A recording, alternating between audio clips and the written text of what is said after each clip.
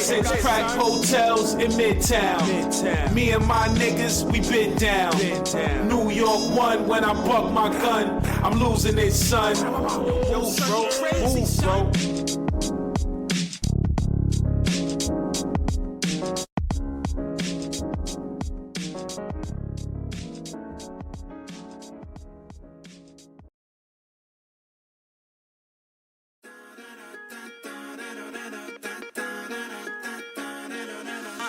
Plus de roses, plus de diamants, nos regards complices, amants. Les dîners en tête à tête, où pour toi je me casse la tête. Plus de je t'aime, plus de dessert. Out, les hôtels vent la mer. Les je vais décrocher la lune, l'utopie de la vie commune. Les plans sur la comète, pour que tu me joues ta plémette.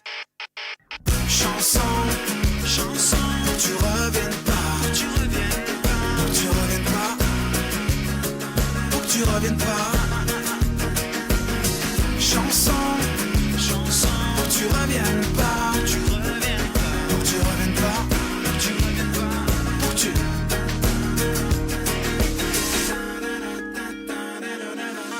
Plus de promesses de fiançailles, de l'eau déchirant, bye bye.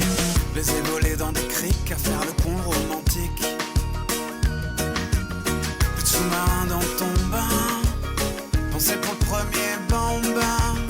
Plus d'SMS à l'appel pour dire que je te kiffe ma belle. Plus de parties de cœur en l'air, d'heure de 1 en hiver.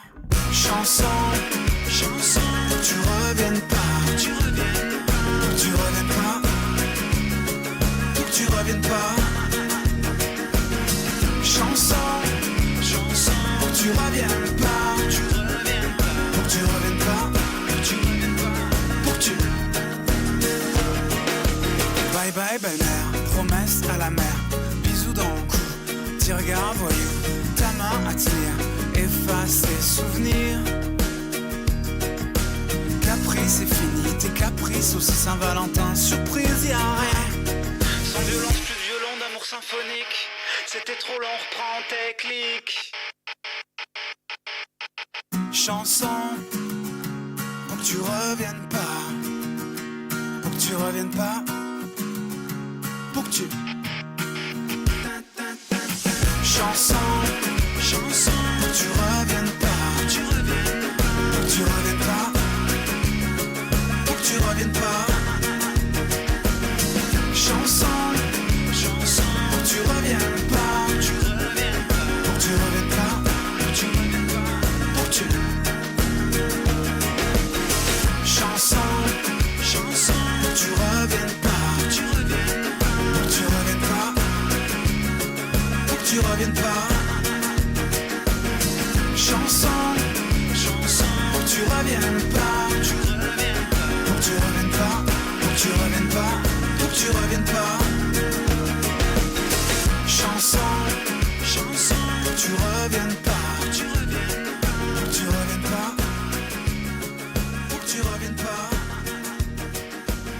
Chanson, chanson, pour que tu reviennes pas, pour que tu reviennes pas, pour que tu reviennes pas, pour que tu reviennes pas, pour que tu.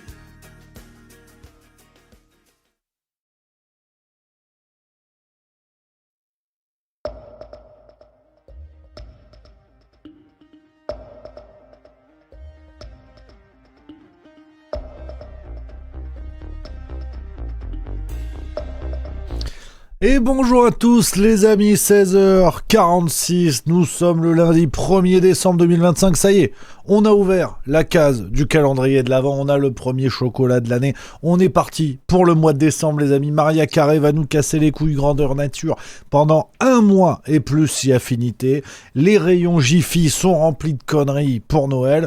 On y est, ça y est, nous sommes en décembre les amis, les fêtes de fin d'année se rapprochent à toute vitesse et on va évidemment traverser cette belle période tous ensemble avec le Juste Bistrot. Encore une belle semaine quasi complète parce que je serai là jusqu'à jeudi soir, j'expliquerai évidemment les raisons de cette absence qui secoue la France, mais en attendant on est là, en attendant on est ensemble les copains et ça fait plaisir de se retrouver pour une émission encore musclée. Une émission encore musclée, on a plein de sujets aujourd'hui, vous allez voir pas mal de petites choses. La rubrique pêle-mêle, comme vous le savez, comme d'habitude, pour s'échauffer. Sur le volet politique national, on a 2 scandales en gestation, si j'ose dire. On aura un peu de politique internationale avec l'Union européenne qui se tire un coup de lance-roquette dans le pied. Et puis, la grosse thématique aujourd'hui, on va parler littérature. Voilà, on va parler littérature avec un bouquin qui m'a régalé, que je vais vous présenter aujourd'hui, avec un roman de quelqu'un que vous connaissez tous, j'imagine, qui a décidé de devenir complotiste. Mais complotiste 5e dan. Vous allez voir, c'est gaillard. C'est gaillard. On va parler de tout ça. On est parti pour une belle émission, évidemment. Une fois n'est pas coutume, comme on dit vers Châteauroux. Et on embrasse les Castelroussins. Et oui, on les embrasse, les Castelroussins. Et merci à Antoine Job, qu'on embrasse également, qui vient de sub 32e mois. Merci, camarade. Et Brigitte 351 qui vient de sub 10e mois et qui nous dit bien le bonjour à tous. Gros bisous du Portugal et en plus c'est mon anniversaire. Ben voilà, bon anniversaire ma Brigitte. Voilà, tout le monde lui dit dans le chat, sinon j'arrête cette émission immédiatement. Bon anniversaire ma Brigitte, évidemment, ça fait plaisir. Voilà, putain, c'est la famille, allez, on célèbre tout ça. Champagne, voilà, ça fait plaisir. Champagne-Ardenne, magnifique région. Toujours. Les copains, dites-moi, on est lundi, en plus vous le savez, c'est la tradition. Dites-moi ce que vous avez fait de sympatoche ce week-end. Voilà, ce que vous avez fait qui vous avez fait plaisir. On commence avec les bonnes nouvelles, vous savez, j'aime ça fait du bien de parler de choses positives par moment. Voilà, il y a mon Lolo DRD11 qui dit bonjour à tous, ça faisait longtemps que je ne t'ai pas vu sur le live. Contente de te revoir en direct, contente. C'est ma Lolo. DRD11 qui nous dit ça, mais merci à toi Malolo, bienvenue, t'es comme chez toi ici, installe-toi, allez tu vas être bien, c'est parti, mets les pieds dans les chaussons, on est lancé les amis. Dites-moi un petit peu ce que vous avez fait de sympatoche ce week-end. Moi, je vous l'avais dit vendredi, j'ai bien joué mon histoire. Vraiment, ça a été du rugby, ça a été du plaisir, ça a été des moments avec ma amie. Voilà, petit week-end à la baraque, pas foutu grand-chose, un peu de ménage, le sapin. Et évidemment, le sapin est installé, la boule est posée. Voilà, magnifique, une décoration. Il est pas dingue, mais il a le mérite d'être là. Ça fait plaisir. Donc, petit week-end sympa. Le Stade Toulousain a gagné. Samedi soir, j'étais content comme tout. Et puis voilà, après dimanche, il y a eu du vélo. J'ai regardé la Formule 1. Voilà, Formule 1. Bon. C'est pas mal, vroom, voilà, pas plus. Donc moi, je me suis régalé. Et raclette samedi soir. Voilà, le sommet du bonheur, ça a été samedi soir. Petite raclette, ça fait plaisir. Voilà, raclette fumée. Petit conseil, c'est très très bon, ça, très très bon. Voilà les amis.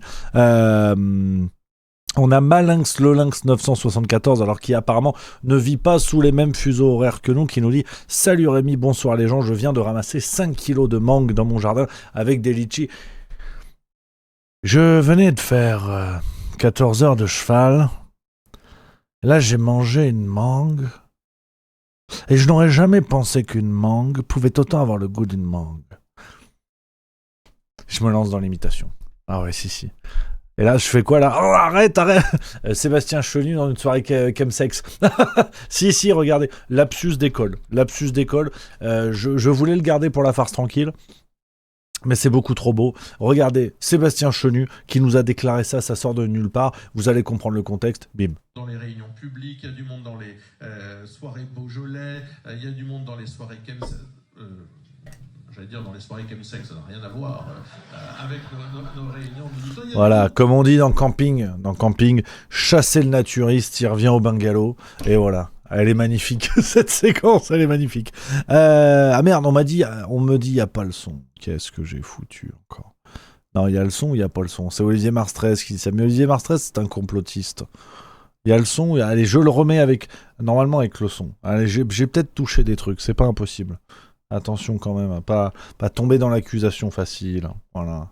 Partout, il y a du monde dans les réunions publiques, il y a du monde dans les soirées Beaujolais, il y a du monde dans les soirées j'allais dire dans les soirées chemsex, ça n'a rien à voir. Voilà, on se le remet, ça fait toujours plaisir. Évidemment, hein, comme quoi, le flambeau, Le flambeau du RN ne brille pas qu'avec sa flamme. Voilà. Il y avait le son pas fort, là, on me dit, il y a le son 5 sur 5. Merci aux ingénieurs du son qui sont là, qui nous regardent toujours ce travail d'équipe, les amis. Il y a FFLNA qui vous dit, moi, c'est mercredi, mon anniversaire, 54 ans. Eh ben, on sera là pour le célébrer. Et évidemment, t'inquiète pas, camarade. T'inquiète pas, camarade. On a quoi d'autre dites-moi un petit peu dans les bonnes nouvelles, les amis, ça fait plaisir. Jojo Lastique au sauteur dit, j'ai pas fait le sapin, mais j'ai coupé du bois, voilà. Stratus 13, ce week-end, il se peut que j'ai débloqué ma situation administrative pour récupérer mon permis. 2 ans de galère, le trou noir de l'administration. Ça, c'est vrai que ça soulage. Ça soulage quand c'est réglé. J'espère pour toi que ça l'est.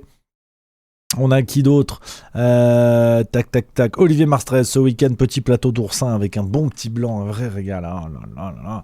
Coquin, ouais, c'est bon ça. Les oursins, c'est bon. Les oursons également. Les oursons lus, là.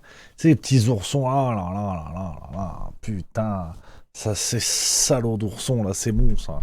Tu sais, ils se sont fourrés au chocolat, les connards, là. Ah là là là là. Les oursins, les oursons, les tentacules de poulpe aussi, c'est bon, ça n'a pas grand chose à voir, mais c'est pas grave. Un bisou à Mavinka91 qui vient de sub 32e mois et qui dit bonjour à la juste famille. J'espère que tu vas bien. Voilà, ça fait plaisir.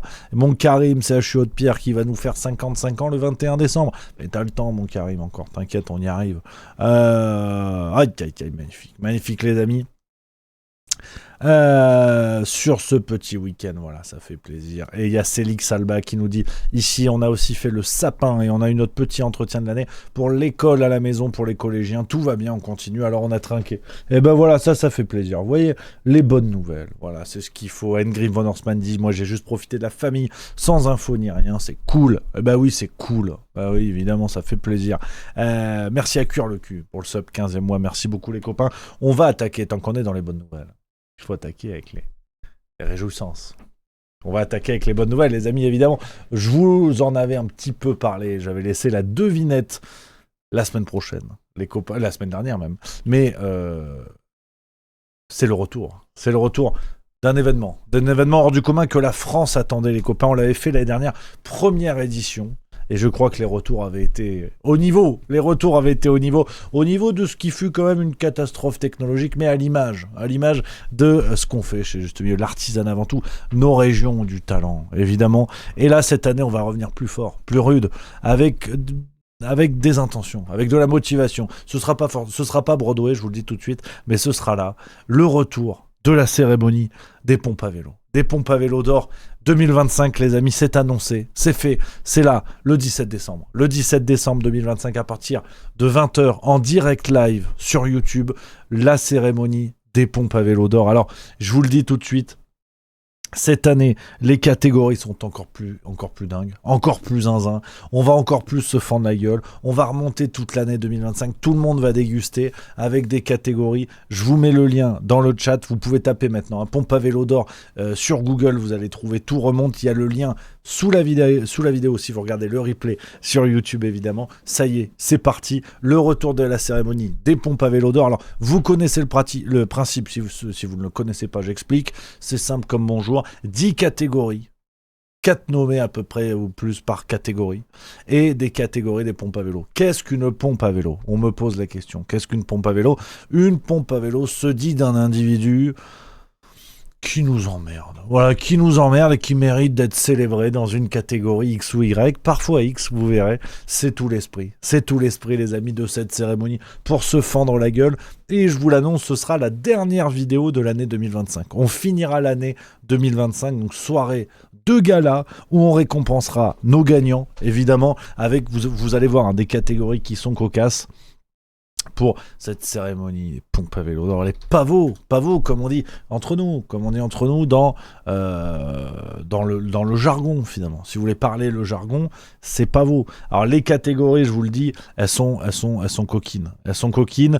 On a pompe à vélo d'or de ma vie pour faire le buzz, pompe à vélo d'or international de l'année, pompe à vélo d'or de la vedette. On lui dit ou pas qu'on peut pas la blairer. Alors on a bossé les catégories, je vous le dis tout de suite, on a bossé les catégories. La pire déclaration politique de Jupiter, pompe à vélo d'or du pire Premier ministre, et là je peux te dire qu'il y a le choix, le boulard de l'année, le casier judiciaire qui ressemble à un vestiaire de Basic Fit, du politicien qui fait 0,1% mais qui est partout à la TV, la prise d'otage médiatique, le journaliste qui a raté sa vocation dans le cirage de souliers, et le bonus cette année, la pompe à vélo d'or du « on ne savait pas où le mettre, mais c'est pour l'ensemble de son œuvre ». Voilà. On va se régaler. Je vous le dis tout de suite, on va se régaler. Ce sera la dernière émission de l'année et je viens avec des intentions. Avec des intentions, je ne vais pas vous mentir. Dernière date 2025 de spectacle, c'est Genève le 13 décembre. On va en parler du spectacle bientôt. Et après, je suis en vacances. Je suis en vacances le 15 et je reviens de mes vacances pour vous. Donc je vais venir déterminé. Avec une volonté vraiment de taper là où ça fait mal. Comme dirait Alexandre Benalla, ça va chier les bulles carrées. Je vous le dis tout de suite, les amis, donc vous avez le lien pour voter à toutes ces catégories. Évidemment, on fera une vidéo YouTube spéciale lancement de la cérémonie. Vous avez 15 jours, voilà, on est le premier, donc ça fait 15 jours, 16 jours même à peu près, pour voter dans les catégories et on récompensera les gagnants, évidemment. On les contactera s'ils veulent intervenir en direct, ce qui m'étonnerait, je ne vais pas vous mentir. Mais ça va être chouette. Donc voilà les amis, c'est lancé, la cérémonie est lancée, pompe à vélo d'or 2025 pour une soirée où on va se fendre la gueule, on va être ensemble, on va partager ce moment et ça c'est le plus important. Lien en description si vous regardez la vidéo sur YouTube, évidemment. Il y a Malinx le Lynx 974 qui dit si tu viens faire un spectacle à La Réunion, tu auras des mangues à volonté si c'est dans la saison. Alors elle me chauffe pas. Ah c'est mon côté Louis Sarkozy, moi. Quand il y a de la mangue je déboule, ça va être magnifique. Ça va être magnifique. Les amis, on y va dans les sujets parce qu'on a pas mal de petites choses aujourd'hui. Le lancement des pompes à vélo d'or, c'était l'information de la soirée, l'information de la semaine, évidemment, parce que vous le savez, ce rendez-vous, ça va devenir une tradition tous les ans pour se fendre la gueule. On attaque avec ce silence radio. Je voulais revenir là-dessus quand même sur le volet politique nationale, revenir un peu là-dessus parce que la semaine dernière on en a déjà parlé, alors je vais pas tout vous redire évidemment, mais cette affaire Brigitte Macron piège jaune, ça m'interpelle parce que il y a un silence radio mais complètement fou du côté des médias mainstream de toute évidence, à part le Canard enchaîné qui a fait le taf qui est revenu là-dessus, vraiment c'est silence radio sur ce qui est, on est entre le conflit d'intérêts, le délit d'initié, la corruption, on sait plus où on est là-dessus. En tout cas, de l'argent qui aurait dû aller au profit des enfants malades et de l'amélioration de leur quotidien. On a la première dame qui se régale, qui se fait plaisir avec ce pognon, et ça passe. Vraiment aucun écho pour le coup. La logique de médias alternatifs prend son sens parce que là, il y a quand même plusieurs médias alternatifs qui en ont parlé. Sur les réseaux sociaux, ça a pris un peu d'ampleur parce que ailleurs, il y a bubule. Ailleurs, il y a vraiment bubule. Alors, il y a mon Babcom5 dans le chat qui nous dit que il est pas au courant de cette histoire. Je vais remettre quelques mots si vous êtes plusieurs là-dessus à pas être au courant. Finalement, c'est assez simple. Vous avez la douce Brigitte Macron, alias la Patrick Juvet de Vinted, qui... alors, je vais vous montrer, de toute façon, c'est encore le plus simple. On a fait un article sur le site internet Juste Milieu, si vous voulez plus de détails, évidemment. Hop, cet article-là, regardez. E-enfance, Brigitte Macron détourne-t-elle l'argent des pièges jaunes? Donc, je vous résume le bazar. Vous avez la première dame, donc déjà le statut de première dame qui n'existe pas, mais vous avez Brigitte Macron qui, de par sa fonction non officielle, on va dire plus symbolique qu'autre chose, est plus ou moins marraine, enfin oui, même officiellement marraine de l'association Piège Jaune. Piège Jaune qui collecte de l'argent pour améliorer le quotidien des enfants malades à l'hôpital. Il se trouve que depuis 2022, par l'action directe de Brigitte Macron, les Pièges Jaunes ont versé environ 2 millions d'euros à une association qui s'appelle e-enfance. C'est le Canard enchaîné du 26 novembre 2025 qui rappelle ça. J'insiste là-dessus, les médias mainstream font souvent de la merde, mais quand il y en a qui font le taf, qui font le travail, bravo à eux. Et donc, cette association e-enfance est connue pour, je cite, signaler les contenus illicites en ligne dans le but de lutter contre les violences subies par les mineurs sur Internet. Donc leur action, c'est de lutter contre les contenus violents en ligne pour les enfants. Donc c'est bien, d'accord, il faut lutter contre ça.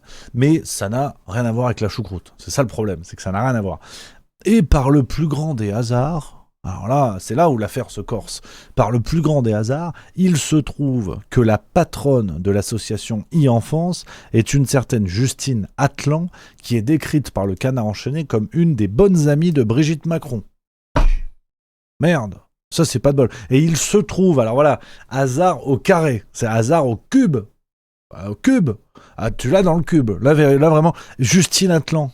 Elle est également trésorière d'un think tank macroniste qui s'appelle Renaissance Numérique. Merde. Ça, regarde, on va aller voir sur le site de Renaissance Numérique, je vais vous montrer. Alors, un think tank, c'est un groupe de pensée. C'est-à-dire, c'est des gens, ils se retrouvent, ils pensent, comme ça. Alors, pas des médecins, parce que parfois, ils pensent tes blessures. Jeu de mots qui est pas dégueulasse. Non, là, ils pensent, ils font de la pensée. Ils sont comme ça toute la journée. Tu fais quoi, Justine ? Je pense. Tu penses à quoi ? Bah, aux 2 millions que je me fous dans la poche. non, ils pensent. Et tu vois, ils sont plusieurs à penser. T'as plein des... Regarde, t'as la gouvernance du think tank. Renaissance numérique. Tu vois, le bureau, t'as Justine Atlan, par exemple, Étienne Drouard, Samuel Le Goff, on sait pas qui c'est, mais ils sont là, quoi. T'as Lucien Castex. Alors lui, est-ce que c'est le fiston de Jean Castex ? Je me suis posé la question en travaillant le sujet la semaine dernière. Peut-être qu'on est dans le macronisme pur jus et qu'il y a le fiston de Jean Castex qui se promène. C'est pas impossible non plus, attention. Voilà, non, mais voilà. Tu vois, t'as du beau monde, Bon, t'as des gens Aude Schoengen, on sait pas qui c'est. Il y a Jean-Luc Sauron, qui a peut-être à voir avec Sauron, le méchant du Seigneur des Anneaux, ou pas, on sait pas. Il a plus la gueule à avoir un lien avec Fleury Michon, mais il s'appelle Sauron. T'as Sophie Le Pallec, voilà, qui travaille peut-être dans le monde des palettes en Bretagne, on sait pas. Et t'as d'autres membres, tu vois, ils sont pleins. Tu vois, Renaissance Numérique réunit une grande variété d'acteurs aux expertises, expériences et points de vue multiples dans le domaine du numérique, des universitaires, des experts indépendants et PME, des avocats, des organisations non gouvernementales, des institutions publiques et des grandes entreprises.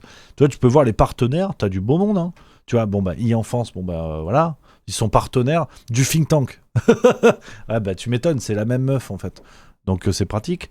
T'as Apple, t'as Google, Microsoft, t'as des beaux trucs. TikTok, putain, t'as vu, c'est beau. La Caisse des dépôts aussi, ça c'est bien. Le Conseil d'État, je sais pas pourquoi.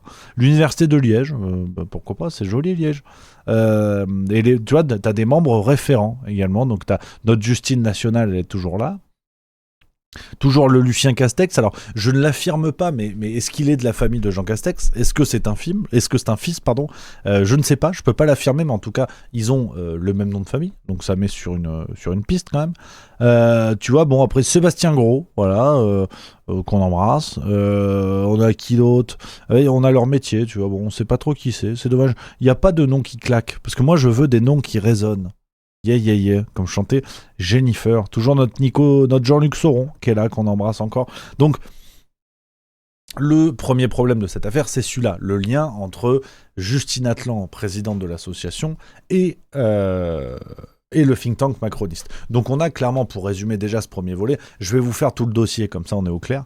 On a Brigitte Macron, marraine officielle des pièces jaunes, qui pousse pour faire donner pour 2 millions d'euros, ce qui est quand même pas dégueulasse, 2 millions d'euros sur 3 ans à une association présidée par une macroniste pur jus. Association dont l'activité n'est pas en lien direct avec ce que font les pièces jaunes, en sachant que c'est parfaitement interdit par les règles de la Fondation Pièces jaunes, qui précise que l'argent qui est donné aux associations exclut la rémunération des personnels permanents et les frais de fonctionnement des associations. Voilà. Ah oui, parce que j'ai oublié un élément.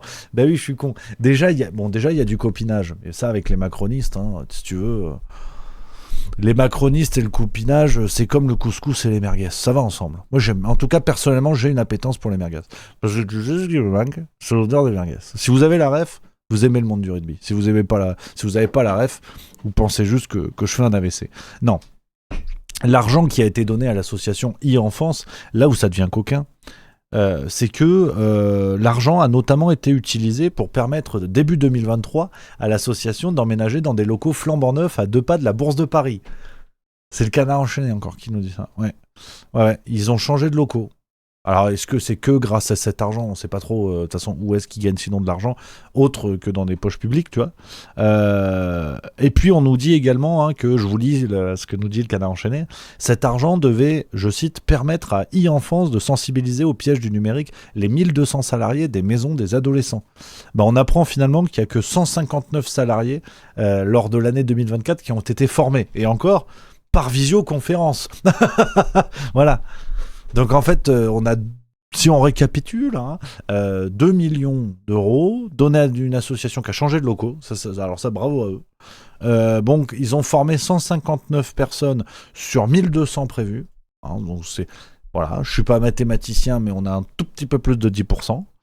Et on apprend également que le taux de réponse aux appels au service de cette association est passé de 80% à 30%. Voilà. C'est plus ou moins une escroquerie. Et ça disparaît en toute tranquillité. C'est là où c'est bluffant. C'est pour ça que j'en reparle de cette histoire-là. J'en reparle parce que c'est très important de comprendre l'ampleur déjà symbolique, parce que soyons clairs, qu'il y ait des affaires de pognon dans la Macronie, c'est pas une rareté, et puis ça l'était pas non plus avec les précédents présidents. On va pas faire des pieds et des mains. Évidemment que c'est scandaleux, évidemment que c'est énervant, mais bon, c'est comme un millefeuille. Tu cherches pas la couche du milieu, tu prends ta cuillère et tu me dégommes le gâteau et on n'en parle plus. Mais là, tu te dis, quand même, Audiard disait les cons, ça ose tout, c'est à ça qu'on les reconnaît. Si Audiard était là, il nous aurait trouvé une variante pour les macronistes, quand même. Parce qu'au-delà de tout oser, c'est-à-dire que les macronistes arrivent à repousser les frontières du moralement acceptable. C'est que maintenant, on a un possible... Alors attention, l'enquête suit son cours. Je rigole, il n'y a pas d'enquête. Présumé innocent, hein, attention. On a un potentiel détournement de pognon, en tout cas détournement de son usage premier tel qu'il est prévu par la Fondation Piège Jaune. On a un potentiel détournement de pognon sur le dos des enfants malades. Alors c'est vrai que, moralement, plus dégueulasse que ça, c'est compliqué quand même. Mais à part mettre des pétards dans le cul d'un chat, après c'est compliqué quand même. Faut commencer à imaginer. Pour trouver plus dégueulasse, faut imaginer. Et ça passe tranquillement. Mais vraiment, avec une forme de détente, parce que je pense que l'aspect moral de cette affaire, on est d'accord que... on va pas faire de dessin, évidemment que c'est indicible en vérité. Et le problème, c'est que ça risque de mouiller du monde. Ça risque de mouiller pas mal de monde parce que l'intrication entre l'association e-enfance et le fameux think tank dont je vous parlais, là, tu te dis, une fois de plus, on a une logique de toile d'araignée et ça risque de mouiller du monde. Parce que on a tout ce qu'on aime, du conflit d'intérêts, on a tout en fait, on a tout. Et cette association e-enfance, tu dis, après tout, pourquoi pas, ce qu'ils poursuivent, c'est bien, on est d'accord, on n'est pas d'accord, c'est pas tant le sujet, mais c'est assez effrayant de se dire que ce genre d'affaires passe comme une lettre à la poste. Le fonds Marianne, par exemple, avait fait beaucoup plus de bruit. Alors bien sûr, personne n'a été inquiété. Globalement, personne n'est inquiété chez les macronistes. C'est un trait de caractère qu'ils ont, c'est qu'ils ne s'inquiètent pas. Il n'y a pas de souci. Marlène Schiappa, vraiment, elle était au centre d'un détournement de pognon. Son premier truc, c'était, tiens, je vais faire la une de Playboy. Voilà, donc c'est vous dire le niveau de rien à foutre. La Justine Atlan, qui gère l'association là, des copains de Brigitte Macron, à mon avis, elle va faire la une de Têtu, si tout va bien, parce que vraiment, ils en ont rien à foutre. Elle va faire une photo érotique dans un magazine chasse et pêche, on va pas le voir venir, je vous le dis tout de suite. Et ça passe, une fois de plus, comme disait Bruno Le Maire, ça passe. Et d'ailleurs, c'est pas Bruno Le Maire, c'est Édouard Philippe qui nous disait ça. Ça passe, et c'est le plus important. Donc voilà pour cette affaire, les amis. Est-ce qu'on aura un jour du nouveau sur ça? J'espère qu'il y aura de la continuité. C'est pour ça que je vous fais un petit peu un suivi sur cette affaire, même si, alors attendez, c'est très intéressant parce que en direct live, je suis en train d'observer quelque chose, c'est que, donc je vérifiais, là je vous présente un peu en direct live pendant que je vous parle. on a bien la Justine Atlan, on la retrouve bien dans la gouvernance du think tank, ça on est d'accord. Elle est là, hein, trésorière. Mais par contre, on la retrouve plus sur le site de l'association e-enfance. Ou alors j'ai mal cherché. Mais tu vois, elle était bien présentée comme directrice générale. Sur Google, tu tapes e-enfance Justine Atlan. Tu vois ? Elle est où ? Tu vois ? Justine Atlan, directrice générale de l'association. Elle est présentée comme ça dans un article ici, sur leur propre site, alors qu'il n'est pas daté. Apparemment, tout le monde s'en branle désormais. Et quand tu vas sur la gouvernance, il n'y a plus personne. Il n'y a plus le nom de Justine Atlan à ce moment-là. Alors, je sais pas si il y a eu une mise à jour. Je sais pas comment on peut retracer ça. Est-ce qu'il y a peut-être des gens qui connaissent l'internet pour vérifier ? Parce que c'est vrai que c'est intéressant de voir qu'on n'a plus de nouvelles. Et tu vois, par exemple, sur le site Renaissance Numérique, elle est bien présentée comme directrice générale d'association e-enfance. Et sur le site de e-enfance, il n'y a plus personne. Alors, Radio France, pareil, directrice de l'association e-enfance. Parce qu'elle a eu une belle couverture médiatique quand même. Ouais, c'est marrant, hein. Tu vois, même sur leur site, là, je suis toujours sur le site de e-enfance, Justine Atlan, directrice générale de l'association. On est d'accord, hein. On est d'accord, c'est leur propre site. Je vous montre tout en direct, comme ça vous voyez tout avec moi. Tu vois, elle est même elle est sur France Info. Notre Juju nationale, tu vois, elle est là. Les jeunes Elle se est belle font comme tout. facilement. C'est marrant parce qu'il n'y a plus de Juju. Il n'y a plus de Juju. Il y a plus de directrice du tout au conseil d'administration. Alors, sauf erreur, une directrice générale, elle est censée être dans le conseil d'administration, si je dis pas de conneries. Je suis pas expert, mais apparemment, on n'a plus de nouvelles. Alors, je sais pas comment on peut... je sais pas si on est capable de trouver les modifications. Alors, on va le faire en direct. Il y a Fléau93 qui me dit « Tu peux essayer le site Wayback Machine. Ça permet de revenir sur les sites antérieurs. » Alors, attends, on va faire ça tout de suite. C'est une enquête en direct que je vous propose aujourd'hui. On va essayer ça. Alors, Wayback Machine. Alors, attention. Là, je fais de l'internet à haut niveau devant vos yeux ébahis. Regarde. Alors, attends. J'ai bien mis la page Qui sommes-nous gouvernance. Tu vois, la dernière modification, c'est le 16 juillet. C'est ça, en fait, que ça veut dire 16 juillet, 23h20. Et je peux voir les modifications du truc. Là, c'est Colombo. Vous m'appelez Colombo. Je fais des trucs de fou. Comment on sait ce qui a été modifié ? Gouvernance. Wow. Comment on peut savoir ce qui a été modifié ou pas ? Oula, ça a l'air compliqué cette affaire-là. Je comprends pas comment ça marche. Je peux pas savoir en fait. Mets des guillemets dans la recherche Google et tu peux voir des archives. Oula, ouais non mais alors là vous m'en demandez beaucoup là. Alors s'il y a des gens compétents pour aller faire cette enquête de Wayback Machine, je suis chaud. Parce que moi je comprends rien. C'est facile Wayback Machine, mais oui foutez-vous de ma gueule aussi. Wayback Machine. 23h20, snapshot. Clique tous les jours ouais, c'est ce que j'ai fait sur les jours entourés. Vous êtes mignon, vous. Mais c'est gros, c'est zoomé, là. Je comprends rien. Bon, alors, on va peut-être avancer parce que j'ai l'impression qu'on va ramer avec mon histoire de Wayback Machine. Là. Ça s'affiche, il n'y a rien qui s'affiche, de toute façon. Donc, bref, écoutez, peut-être n'a-t-elle jamais été sur cette page, hein, soyons prudents. Mais affaire à suivre. Affaire à suivre, c'est quand même assez curieux en vérité que la directrice générale soit pas au conseil d'administration. Alors il y a la Girafe 84 qui est sur le dossier en direct. J'y suis, dernière modif du site 2 octobre. Est-ce que tu peux nous dire ce dont il s'agit ? S'il y a des gens compétents avec Wayback Machine, dites-moi un petit peu.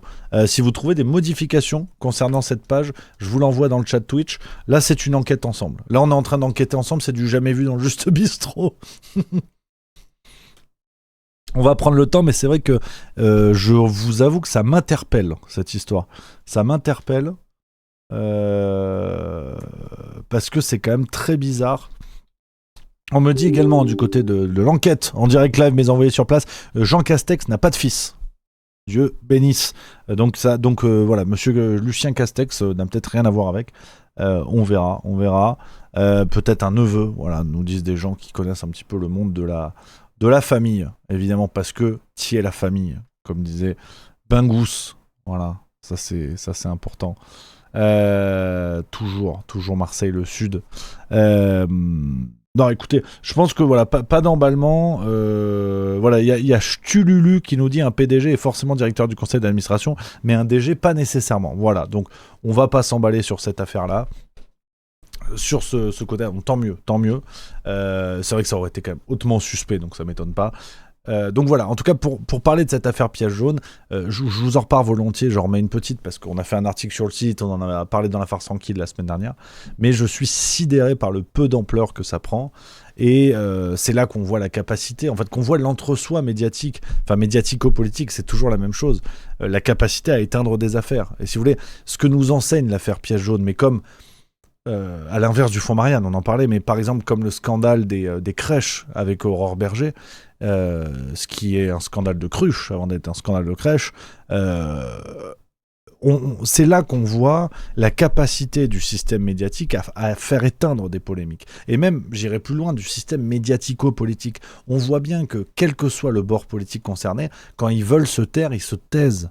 Mais on peut le prendre avec 1001 affaires. Même lorsque des affaires concernent des partis politiques opposés, vous voyez bien que on n'attaque pas au même endroit. Prenez l'affaire Cottineau, par exemple, de ce mec qui a été candidat pour la France Insoumise au municipal 2021, au centre d'un réseau pédocriminel international. Est-ce que vous avez entendu des partis d'opposition attaquer la France Insoumise là-dessus ? Alors qu'ils s'écharpent avec des accusations à la con à longueur de journée, dès qu'il y a quelque chose de sérieux, curieusement, ça sort pas.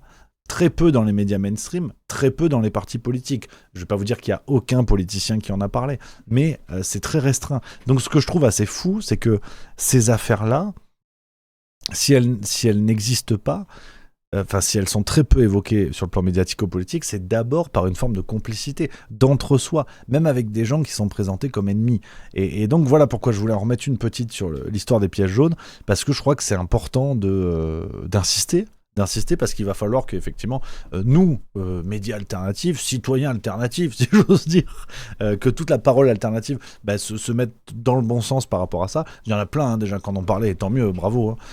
Faut qu'on fasse modestement notre petit boulot, parce que sinon le truc passe à la trappe, alors qu'on est sur une instrumentalisation de pognon qui est adressée à des gosses malades. Un peu difficilement pire. Donc voilà pour cette affaire piège jaune, les amis. On a aussi aujourd'hui, alors pareil, c'est un article qui a été publié sur le site internet Juste Milieu pour enchaîner avec les gros sujets. On a directement Jack Lang, Epstein, nouvel article, nouvelle affaire sur le volet politique nationale. Je voulais vous parler de ça encore. Vous le savez, alors ça, on avait déjà fait même une vidéo sur les liens entre Jack Lang et Jeffrey Epstein, Jack Lang, donc actuel président de l'Institut du monde arabe, sur qui pèse de très lourds soupçons de pédocriminalité évidemment, et Jack Lang qui n'a, rappelons-le, jamais été condamné. Voilà. Ni même poursuivi pour des faits de pédocriminalité, à l'inverse d'autres personnages très médiatiques, dont je tairai le nom parce que pas tous les jours. Voilà, on en parlera demain. Je ne donne pas de nom. Mais Jack Lang n'a jamais été poursuivi pour des faits pédocriminels, à l'inverse de bien d'autres gens. Pour autant, Jack Lang est toujours dans le secteur, et on apprend que les liens avec Epstein vont même plus loin que prévu. On savait qu'il y avait un certain mail qui avait été échangé pour le financement d'un film autobiographique sur Jack Lang, c'est-à-dire Le Boulard du Type, un film qui devait être réalisé par... un film sur lequel devait avoir la main un certain Serge Moati, qu'on connaît un petit peu dans les milieux bourgeois parisiens, et ce film devait donc être produit par la compagnie du Belvédère, de Serge Moati donc, et intitulé en toute sobriété « Jack Lang, la traversée du siècle ». On avait une trace de ce mail, et on apprend que ça va encore un petit peu plus loin, parce qu'il y a quelques jours, il y a des tonnes de mails de Jeffrey Epstein qui ont été déclassifiés par le pouvoir américain. Vous le savez, c'est le gros débat qui existe aux États-Unis. On avance sur l'affaire Epstein. Alors, je me relance pas là-dessus. Qui est pour, qui est contre, est-ce que Trump intéresse que ça sorte ou pas? C'est pas tant le sujet. Vous savez, moi, ma position là-dessus, ça a toujours été que le boulot soit fait pour que les coupables soient poursuivis et que les victimes puissent être défendues à un moment donné.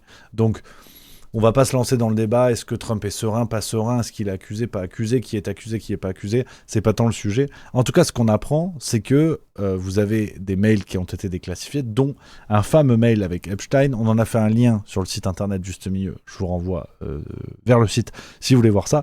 Et Jack Lang lui-même, ce qu'on apprend de nouveau, c'est que Jack Lang lui-même écrit ce mail. Il écrit « Cher Gerfrey hein, », c'est parce qu'il... Bon, il y a une coquille. Avez-vous reçu mon email à propos du projet de film de Serge Moati? Notre récente conversation sur Trump était passionnante. Encore une fois, vous aviez raison. À bientôt. Donc ça, c'est ce que l'on peut lire dans l'un des mails échangés entre Lang et Epstein. Donc très clairement, ce qu'on apprend de nouveau là-dessus, alors sur Jack Lang, on avait déjà de lourds soupçons, je ne reviens pas sur ça, mais ce qu'on apprend de nouveau, c'est que non seulement c'est Jack Lang lui-même qui était à l'initiative du mail, et que dans son mail, on peut largement deviner un autre échange avec Jeffrey Epstein quand il parle de récentes conversations sur Trump. Donc on peut, là où avant c'était des soupçons, on pouvait penser à un mail isolé, aujourd'hui on a une preuve formelle de lien clair entre Jack Lang et Epstein.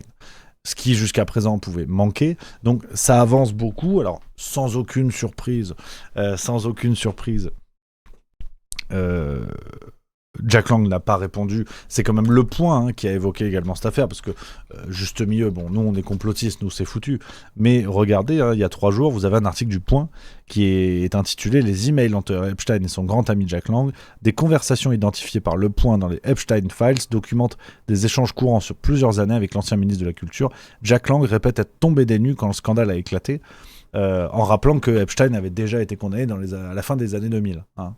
Il avait déjà été condamné en 2008. Jack Lang répète être tombé des nues. Donc, ouvertement, ce petit monde se fout de la gueule du monde, mais Le Point en parle. Le Point en parle. Donc, c'est une nouvelle victoire quand même, un petit peu à la Pyrrhus, mais c'est une victoire quand même. Les médias mainstream commencent clairement à parler de l'affaire Epstein, des liens avec des élites du monde entier, dont Tact, et aujourd'hui de l'implication de Jack Lang. Parce que Le Point parle d'échanges courants sur plusieurs années. Donc la petite histoire d'un mail perdu pour financer un documentaire, en fait maintenant ça devient des échanges courants sur plusieurs années. Donc là aussi, ils nous ont enrhumés et c'est gentiment en train de sortir. On va voir comment ça se poursuit. Mais je voulais vous parler de ça. Si vous voulez en savoir plus, rendez-vous sur le site internet de Juste Milieu où je détaille un peu tout ça à l'écrit. Voilà, c'est important. Donc ouais, ça fait 2 affaires assez folles en termes de révélation, parce qu'on savait déjà pas mal de choses sur Jack Lang, et on savait que les macronistes étaient des salauds sur l'affaire Piège Jaune. On est là-dessus. Les copains, on part sur la politique internationale avant d'aller gentiment sur la grosse séquence du jour où on va parler de littérature, évidemment. La politique internationale avec un article du Figaro. Je voulais vous parler de ça. On enchaîne sur la politique internationale. Comment l'Union européenne est en train de se mettre un missile dans le pied. C'était dans le Figaro du 29 novembre. Page 4. Voilà, je vous donne le repère très exactement. Regardez-moi ça, page 4. Il se passe quelque chose d'assez intéressant grâce à nos amis belges. Alors déjà en Belgique, je crois que je sais plus si c'est terminé, mais il y a eu de grosses grèves la semaine dernière pour lutter contre un projet de réforme, une fois de plus, qui allait affaiblir certains secteurs d'activité comme les cheminots, et notamment aussi une réforme des retraites en Belgique. Mais, alors là aussi, petite parenthèse, mais attention au complotisme, parce que c'est facile. C'est trop facile de dire oui, la réforme des retraites, c'est voulu par l'Europe. C'est du complotisme. Alors évidemment, l'Allemagne parle de réforme des retraites, la France, l'Italie, la Belgique... Mais ça n'a rien à voir avec des orientations de l'UE. Absolument rien. Bon, toujours est-il qu'en Belgique, il y a eu de grosses grèves, donc on embrasse nos amis belges. C'est une tradition française, voilà, tous ensemble, belges et français, pour leur mettre au cul. Je rigole, non, c'était la séquence CGT de cette émission. Voilà. Pourquoi je vous parle de la Belgique ? Et je vais vous en parler 2 fois, et non pas une fois, parce que on a notre ami Bart De Wever, Premier ministre belge, qui a mis un coup de pied dans la fourmilière, footshot in the fourmilière. Parce que l'ami belge nous dit, et c'est le titre du Figaro, la Belgique refuse de lâcher au profit de l'Ukraine les avoirs russes gelés. Alors là, on est dans la politique internationale. C'est le volet pour ceux qui n'ont pas suivi. Cette histoire d'avoirs russes gelés, donc vous avez environ 190 milliards d'euros qui ont été gelés par l'Union européenne, des avoirs, c'est-à-dire de l'argent qui a été bloqué, qui était notamment sur des comptes bancaires, de l'argent appartenant à des Russes. Des milliardaires, la plupart du temps, des gens pour qui, t'as 1 milliard sur ton PEL, si le crédit agricole ferme, tu dors bien le soir, tu vois. Et l'Union européenne se dit, mais quelle merveilleuse idée d'utiliser ces avoirs russes qui sont gelés, donc qui sont confisqués, si vous voulez, et de les filer à l'Ukraine. Quelle merveilleuse idée. C'est une idée dont on nous parle depuis à peu près le déclenchement de la guerre en mars 2022. On nous parle beaucoup de ces avoirs russes gelés. Au début, je pensais que c'était dans des banques russes. Forcément, il fait froid. Et pas du tout. Et pas du tout. Non seulement parce que c'est pas drôle, et ensuite parce que pas du tout. Parce que l'Union européenne va peut-être redonner de l'argent qui n'est pas à eux, et le donner aux ennemis de ceux à qui ça appartient. Ce qui est quand même pas cool. Hein. Et on a notre ami belge. Comme quoi. Non. On embrasse la Belgique, évidemment. Hein, je rappelle que l'humour belge, à côté de la politique française, c'est du pipi de chat. Voilà, parce qu'on vous a bien baisé, les Belges. Hein. L'humour belge, oui, pendant des décennies. Oui, on a l'humour belge, on est rigolo. Nous, on a Emmanuel Macron. D'accord ? Merci. Voilà, sans commentaire. Je n'irai pas plus loin. Je ne veux pas déclencher de conflit, hein, mais attention quand même. Donc, notre ami Bart de Wever. Wever, c'est ça, vous me dites, hein, s'il y a des Flamands qui nous écoutent, c'est Wever. Hein, je dis pas de conneries. Bart de Wever, voilà. En Suisse, magnifique ville de Vevey, qui n'a rien à voir, mais c'est pas loin sur l'addiction. Et en Thaïlande, magnifique ville de Bangkok, qui n'a encore moins à voir. Bart de Wever, il nous a dit quoi ? Il fait partie des rares dirigeants européens. Alors on me dit de Wever. Merde. Bon, on va l'appeler Bart. C'est bon, Bart, j'ai bon. Allez, Bartounet, qu'est-ce qu'il nous dit ? Le bon Bart, il fait partie des rares dirigeants de l'UE à s'opposer à la réutilisation des avoirs russes gelés. Il a dénoncé, je cite, un projet fondamentalement mauvais. Et surtout, Bart de Wever, il est en train de nous expliquer à quel point tout ça serait même dangereux, contre-productif, voire à l'origine d'une prochaine théorie du complot. C'est pour ça que je vous en parle. Autant avoir un coup d'avance sur le complotisme, comme ça on dort beaucoup mieux. Voilà, on n'est pas dans le creux de la vague, évidemment. Et Bart de Wever nous dit que cette réutilisation des avoirs russes gelés, je cite, pourrait réduire l'appétit pour la détention ou l'achat d'obligations de l'UE, faire monter les taux d'intérêt et accroître les coûts d'emprunt des États membres, éroder la confiance dans Euroclear, ce qui affaiblirait les liquidités financières, augmenterait l'instabilité et pousserait les clients à fuir. Alors, le mec est belge, en termes d'exil fiscal, on peut leur faire confiance. Hein. Donc, il sait de quoi il parle. Et c'est vrai que, pour être sérieux 30 secondes, il y a un élément très important qui est soulevé par le Premier ministre belge sur cette histoire de confiscation des avoirs russes et potentiellement de confiscation, voire de vol, parce qu'il n'y a pas d'autre terme. Hein. Vous avez de l'argent en banque, on vous le prend et on vous le rend pas et on le dépense pour autre chose, c'est du vol. Il n'y a pas à chier. Que ce soit détenu par un Russe, un Égyptien ou mon grand-père, ça se fait pas, en fait. Ça se fait pas. Puis on parle de 190 milliards, si tu veux, c'est bon. Toi, on t'a chippé 50 € parce que tu connais les frais de gestion, crédit agricole, où bon, il a rien géré parce que c'est un ordinateur, mais 50 €, tu vois. Bon, 50 €, toi, pauvre citoyen, on s'en branle complètement. Là, tu vas toucher à des oligarques russes. Donc ils sont peut-être dans ligne directe avec Poutine. Poutine, alors je suis désolé, je suis obligé de rappeler les informations mainstream, vérité officielle. Poutine qui est actuellement touché par 32 cancers, 9 varicelles, et également, il est asthmatique. Donc Poutine qui doit mourir là-dedans. C'est une affaire de minutes. Hein. Vraiment, on me dit... Non, il est toujours pas mort, mais là, il va mourir. Là par contre, c'est sûr et certain. Donc, les oligarques russes, ils ont le numéro de Poutine. Alors, un numéro bientôt posthume, mais ils ont le numéro. Donc, faut pas faire ça. C'est pas une bonne idée. Et Bart de Wever, il nous le dit, il nous l'explique. Il nous l'explique que, très clairement, l'Union européenne serait en situation de vol, c'est parfaitement illégal, de toute évidence, et surtout, ça viendrait mettre un coup de rabot à la confiance qu'on peut avoir dans l'Union européenne. Parce que imaginez des investisseurs, imaginez des grosses fortunes asiatiques, africaines, américaines, tout ce que vous voulez, qui vont se dire, mais attendez, si l'Union européenne est capable de garder mon pognon et de ne jamais me le rendre, je ne vais pas investir en Union européenne, je ne vais pas placer dans l'Union européenne. Donc, c'est un choix profondément débile, qui plus est pour une Union européenne dont la situation économique fait quand même penser à un projet d'accrobranche avec des grabataires qui n'arrivent plus à sortir de leur lit. Tu te dis déjà, c'est un peu risqué. Et là, maintenant, ils veulent se remettre un coup dans la gueule en disant on va voler de l'argent qui est placé chez nous. Ce qui est parfaitement contre-productif. Sauf si on considère une théorie du complot, alors qui pour l'instant n'est pas à la mode. C'est pour ça que je l'évoque maintenant. Vous pourrez dire on l'a entendu. J'ai juste mis voilà, premier sur le complot, parce que sur l'info, on doit être 48e environ, donc on n'est pas du tout dans le classement de tête. Est-ce que l'Union européenne n'a pas pour ambition claire de déclencher la guerre ? C'est-à-dire de provoquer. Déclencher, je ne sais pas si c'est dans son ressort, mais de provoquer.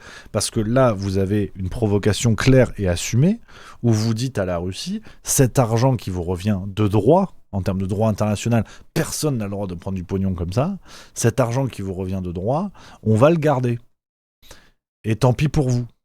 Donc là, loin de moi l'idée de jouer à la peur. J'ai passé 1 heure la semaine dernière à vous dire faut pas instrumentaliser la peur bêtement. Donc, je suis pas en train de vous dire que si le PEL de nos amis russes n'est pas rendu, ça va être la guerre. Je vous dis pas ça.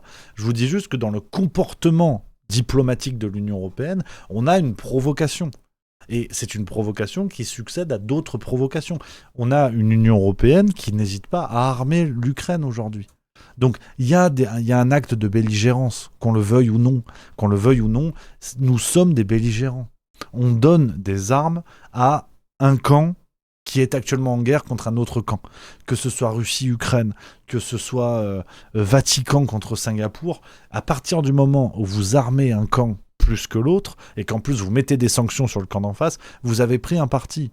Donc on rentre en fait dans une situation très problématique, voire curieuse, et j'ai même envie de dire rigolote, qui est de dire la Russie, la Russie en fait c'est ce qu'on savait pas, c'est que c'est l'Empire dans Star Wars. En fait, s'ils veulent, Poutine il pète, le temps qu'il pète, il a envahi l'Europe. Ils sont trop forts. Alors c'est pas sûr, vous allez voir dans quelques minutes, mais ils sont trop forts. La Russie, ils vont envahir le monde entier, ils sont trop puissants. Normalement, nous, on va tenir 32 minutes si tout va bien. Et le projet premier de Poutine depuis le début de la guerre, c'est de passer ses vacances à La Rochelle. Ils nous l'ont dit. En fait, l'Ukraine n'est qu'une étape. Poutine fait son tour de France en camping-car, il prend Kiev, direction La Rochelle. Et tout ce qu'il y a au milieu, ce sera une sorte de grand parking Vinci, où il y aura du goudron, et puis ça ira très très vite. Moscou-Paris, 2h30. Si c'est Palmade qui roule, 2 heures. Donc vraiment, le projet de Poutine depuis le début, c'est d'envahir l'Europe. Et on a du cul. Hein. On a du cul que Poutine n'ait pas encore des fusées trop compétentes. Parce que si on le chauffe, paraît-il qu'il voudrait aller sur Mars. Voilà. Voilà. Donc encore heureux, on n'a pas inventé les bagnoles qui vont trop vite là-haut. Mais Poutine aurait de grandes ambitions. Là, apparemment, la voie lactée, ça dégage. La voie lactof, il veut l'appeler. Donc vraiment, tu vois, le mec, il est déter. Il est déterminé à faire du mal. Il y a un projet de voie lactof. Hein. Moi, j'ai écouté LCI. Hein. Donc c'est dingue. Hein. Vraiment, c'est fou. Hein. C'est fou. Hein. La grande ours, Russie. Nazi, non, alors pas nazi, mais presque comme nazi en fait. Donc la grande ours, il veut aller à la grande ours. Pourquoi ? Parce que l'ours russe, Poutine, il se bat avec quoi ? Des ours. Donc désolé, mais en fait, et oui, bah oui, voilà. Donc en fait, La Rochelle, bientôt c'est La Rochelle-Grade, en fait. C'est ça que vous savez pas. La grande ours, t'enlèves le haut, ça fait quoi ? URSS. Donc c'est assez clair en fait. Le plan il est clair et net. Donc ça existe. Ça existe. Donc Poutine, bon, bref, vous avez compris la blague. Poutine il est trop fort. Et nous qu'est-ce qu'on fait ? On provoque Poutine. Donc c'est là où on parle souvent de comparaison avec les précédentes guerres mondiales. C'est quand même une situation unique où en fait tu reconnais la surpuissance d'un ennemi qui est capable de te rincer en 1 heure et on va le chatouiller. Et on raconte aux populations des pays chatouilleurs, on va leur dire attention, la Russie va nous faire du mal. Bah arrêtez de les chatouiller en fait. Dans ce cas-là, arrêtez. Si vous savez qu'on va se faire déboîter, arrêtez, tu vois. Parce que vous ne défendez rien. Aujourd'hui, l'Union européenne ne défend pas l'Ukraine. Il provoque la Russie avec cette histoire d'avoir russe, ce qui pourrait pousser la Russie à augmenter sa violence contre l'Ukraine. Donc en fait, l'Union européenne, si vous voulez, moi je veux bien croire Macron, le kit de survie, là il a rempli son... Il a ouvert sa ration militaire. Il était content comme tout, il a mangé un truc lyophilisé. Je parle pas de sa femme évidemment. Et donc il était content, Macron. Il joue à la guerre. Mais tu te dis, attendez, votre objectif c'est de jouer à la guerre pour défendre l'Ukraine. On est d'accord. Là vous êtes en train de chatouiller le Golgoth qui dort à côté de l'Ukraine, qui déjà leur fait du mal. Tout le monde sait que si Poutine s'excite un peu, l'Ukraine en fait ça dure 45 minutes. Et vous provoquez. Mais les premiers qui subiront l'ire russe et qui subiront les conséquences de vos provocations, c'est l'Ukraine. Donc en fait, votre façon de défendre un ami n'est pas la bonne. C'est-à-dire que quand ton meilleur ami s'est fait tromper par sa femme, t'évites de dégommer sa femme dans la foulée. Parce que sinon, le meilleur ami se dit, tiens, c'est pas mon ami, le mec qui a fait ça. Donc, rien ne va dans cette affaire. C'est pour ça que je pars de cette histoire d'avoir russe, pour vous dire que rien ne va. Et alors s'offrent deux pistes à nous. Soit l'Union européenne nous raconte n'importe quoi et qu'en vérité, l'écho médiatique que nous avons, si on fait le raisonnement que je vous fais là, qui peut sembler débile, je suis pas expert LCI d'ailleurs, donc je suis pas débile, mais le raisonnement que je vous fais là, il est basique. Mais ce que je veux dire par là, c'est que soit on nous raconte n'importe quoi et en vérité, l'Union européenne n'est pas aussi con pour faire ce qu'on nous raconte, soit l'Union européenne est vraiment aussi con pour faire ce qu'on nous raconte, et dans ce cas-là, c'est l'Union européenne qu'il faut mettre hors d'état de nuire. À l'heure où les États-Unis négocient la paix avec la Russie, une paix qui va se faire au détriment de l'Ukraine. Ça, on est tout à fait d'accord. Ils vont se faire poncer comme c'était prévu depuis le début. Ce matin, dans l'opinion, on avait un article du Wall Street Journal traduit qui nous expliquait que la Russie et les États-Unis étaient en train de négocier pour l'exploitation déjà de certaines infrastructures ukrainiennes. On parle par exemple d'un Américain qui aurait dépensé $600 000 de lobby auprès du fils Donald Trump, du gendre, pardon, qui est dans les négociations, on ne sait pas pourquoi. Il y aurait déjà une volonté de certains Américains de mettre la main sur Nord Stream 2. Tu vois. Donc, évidemment que l'Ukraine va se faire tondre. Ça, de toute façon, depuis le début, c'est le but du jeu. Les Américains ne font jamais une guerre pour la beauté du geste. Ou alors qu'on me donne un exemple. Donc, évidemment que les Américains vont arriver à leur fin, c'est-à-dire mettre la main sur des infrastructures d'exploitation énergétique en Ukraine, sur des ressources en terres rares, tout ce que vous voulez, et que tout ça va se faire copain-copain avec la Russie. Mais ce que je veux dire par là, c'est que l'Union européenne joue un drôle de jeu. C'est qu'ils jouent à provoquer la guerre.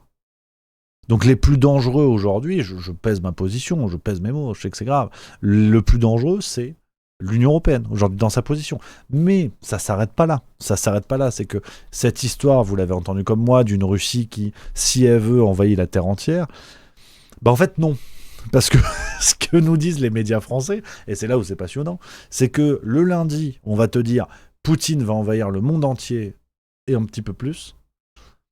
Et le mardi, on te dit, mais en fait, ce que vous savez pas, c'est que la Russie sont affaiblis. Écoutez, Pierre Servant, donc on ne peut pas meilleur nom de famille. Sinon, il y avait Patrick Lèche-Cul, mais ça va se voir. Puis ça fait un peu russe. Pierre Servant sur LCI, qui est expert en géopolitique et en Cluedo le dimanche en famille. Il nous a dit ça. Gérard Longuet a raison. Au jour d'aujourd'hui, la grande armée russe est incapable de faire la conquête de l'Ukraine. Ils détiennent 20% du territoire, ce qui est déjà énorme. Et rappelez-vous de ce détail qui est incroyable. Pour libérer, entre guillemets, une partie du territoire russe dans la région de Koursk, qui était tenue par l'armée ukrainienne, les Russes ont été obligés de faire appel à des soldats de la Corée du Nord. C'est un symbole absolument incroyable. Voilà, donc on résume le discours médiatique par rapport à tout ce que je vous dis. D'un côté, on nous sert une Union européenne solide qui va prendre les avoirs russes, qui n'a pas peur, parce que vous avez vu la Russie, de toute façon, c'est des trompettes, ils n'arrivent pas à envahir l'Ukraine. Et ces mêmes médias, parfois même le même jour, nous disent « Ouais, mais en fait, la Russie, ils sont trop forts. Et s'ils s'énervent, ils vont envahir le monde entier. » Donc, on est dans une illustration médiatique du en même temps macroniste. Mais on nous a vendu le en même temps comme une stratégie de communication. Pas du tout. C'est de l'ingénierie sociale pour nous rendre tarés. C'est-à-dire qu'on nous dit, mais remember le Covid, rappelez-vous le Covid, rappelez-vous toutes ces belles périodes. On nous dit tout et son contraire, le même jour, dans les mêmes médias, et parfois dans la bouche des mêmes personnes. Alors que croire ? Et donc, c'est là où je reviens à ce que je vous disais la semaine dernière. Bien sûr que la situation fait peur. On parle de guerre, on parle de notions qui sont effrayantes. Mais prenez le discours à plat. Premier discours à plat. Moi, je veux bien quand on compare cette ambiance, on compare l'ambiance actuelle à ce qui se passait à la veille de la Seconde Guerre mondiale. On parle de l'esprit munichois, de ceux qui se sont couchés devant Poutine. Mais en fait, à ce moment-là, il y avait un discours qui était de dire l'Allemagne se réarme, l'Allemagne a remis la main sur la Rhénanie, l'Allemagne est en train de bafouer le traité de Versailles. Concrètement, c'était pas rassurant. Là, aujourd'hui, nos médias nous disent tout et son contraire. Mais comme avec le Covid, c'est pas grave, mais on va vous enfermer. Le vaccin n'est pas obligatoire, mais faites-le si vous voulez bosser. Je vous refais pas la choucroute. Donc, on est dans la même chose. On est dans une ingénierie sociale qui vise à nous rendre tarés, avec des contradictions successives qui nous empêchent de penser. Donc, essayons de penser en prenant le pas de côté et en disant oui, c'est bien sûr que c'est grave. Bien sûr que si la Russie s'énerve, c'est chaud. Et que bien sûr que vous racontez n'importe quoi. Et que si la Russie c'est des nuls et qu'ils n'ont pas envahi l'Ukraine, on n'en serait pas là. Mais juste le pas de côté de dire mais attendez, en fait, moi je vais pas aller dans votre camp, en fait. Je vais pas céder d'un camp ou de l'autre ou de je ne sais quoi. Non. Factuellement, vous dites n'importe quoi. Donc des gens qui disent n'importe quoi, on n'a pas envie de les croire. C'est-à-dire, dans la vraie vie, ça n'existe pas tout ça. Si quelqu'un, parmi vos connaissances de boulot, vous dit le lundi « Ah tiens, mardi soir, on va boire un coup, trop bien, j'ai envie de passer un moment avec toi », puis mardi soir, il te dit « Non, en fait, j'avais pas le temps, tu vois. » C'est décevant. Tu dis « Attends, on peut pas faire confiance à cette personne. » Donc, nos médias, on va pas leur faire confiance, évidemment. On le sait. Donc, soyons prudents avec cette histoire de Russie. Beaucoup de choses sont contradictoires et peut-être bien que dans le discours qui nous est servi, c'est peut-être pas aussi évident. Et peut-être que oui, l'Union européenne n'est pas le grand gentil du film et de par leur comportement sur cette histoire d'avoir russe. Donc voilà ce que je pouvais vous dire sur cette fenêtre, les amis. Cette fenêtre, belle fenêtre quand même, parce qu'on aime on aime Arrêt Fenêtre également, très belle publicité en général. Là-dessus, on enchaîne parce qu'on part sur une belle émission, 17h43. Attends, hop, que je m'empare de mon œuvre littéraire qui n'est pas la mienne. Prudence, on me dit dans le chat, Prudence, évidemment, Prudence est mère de sûreté. Quelle belle famille.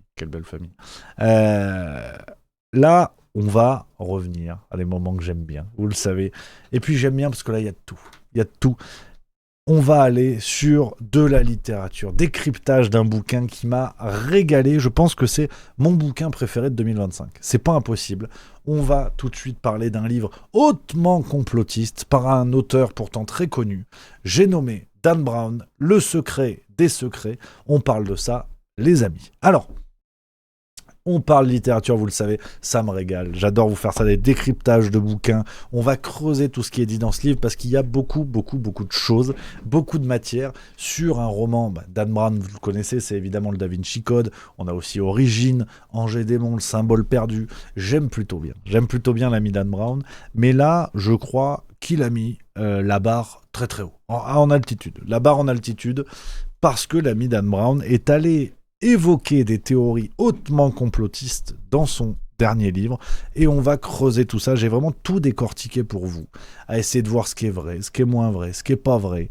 Et je vous ai préparé évidemment comme d'habitude une fiche de lecture, le lien, description, commentaire si vous voulez, pour avoir une trace de tout ce que je vais vous dire dans la vidéo parce que c'est un roman, c'est une fiction, mais tout ce que je vais vous dire, je l'ai vérifié, je l'ai sourcé, et Dan Brown joue un rôle presque de lanceur d'alerte, c'est assez extraordinaire, et vous allez voir, il y a des théories musclées, donc comme d'hab, c'est ce qu'on fait depuis deux mois maintenant, un peu moins, chez Juste Milieu, on vous met une fiche de lecture, comme ça tout ce que je vous dis, vous pouvez le garder sur une fiche que vous pourrez imprimer chez vous, faire un petit classeur, voilà, ça mange pas de pain, comme à l'école, la fiche de lecture, et il y a des choses sympas. Donc on y va pour ce décryptage du secret des secrets, le dernier bouquin de Dan Brown. Donc vous le savez, Dan Brown, auteur britannique, maintenant c'est un des tauliers, un des plus gros vendeurs de bouquins depuis les années 2000.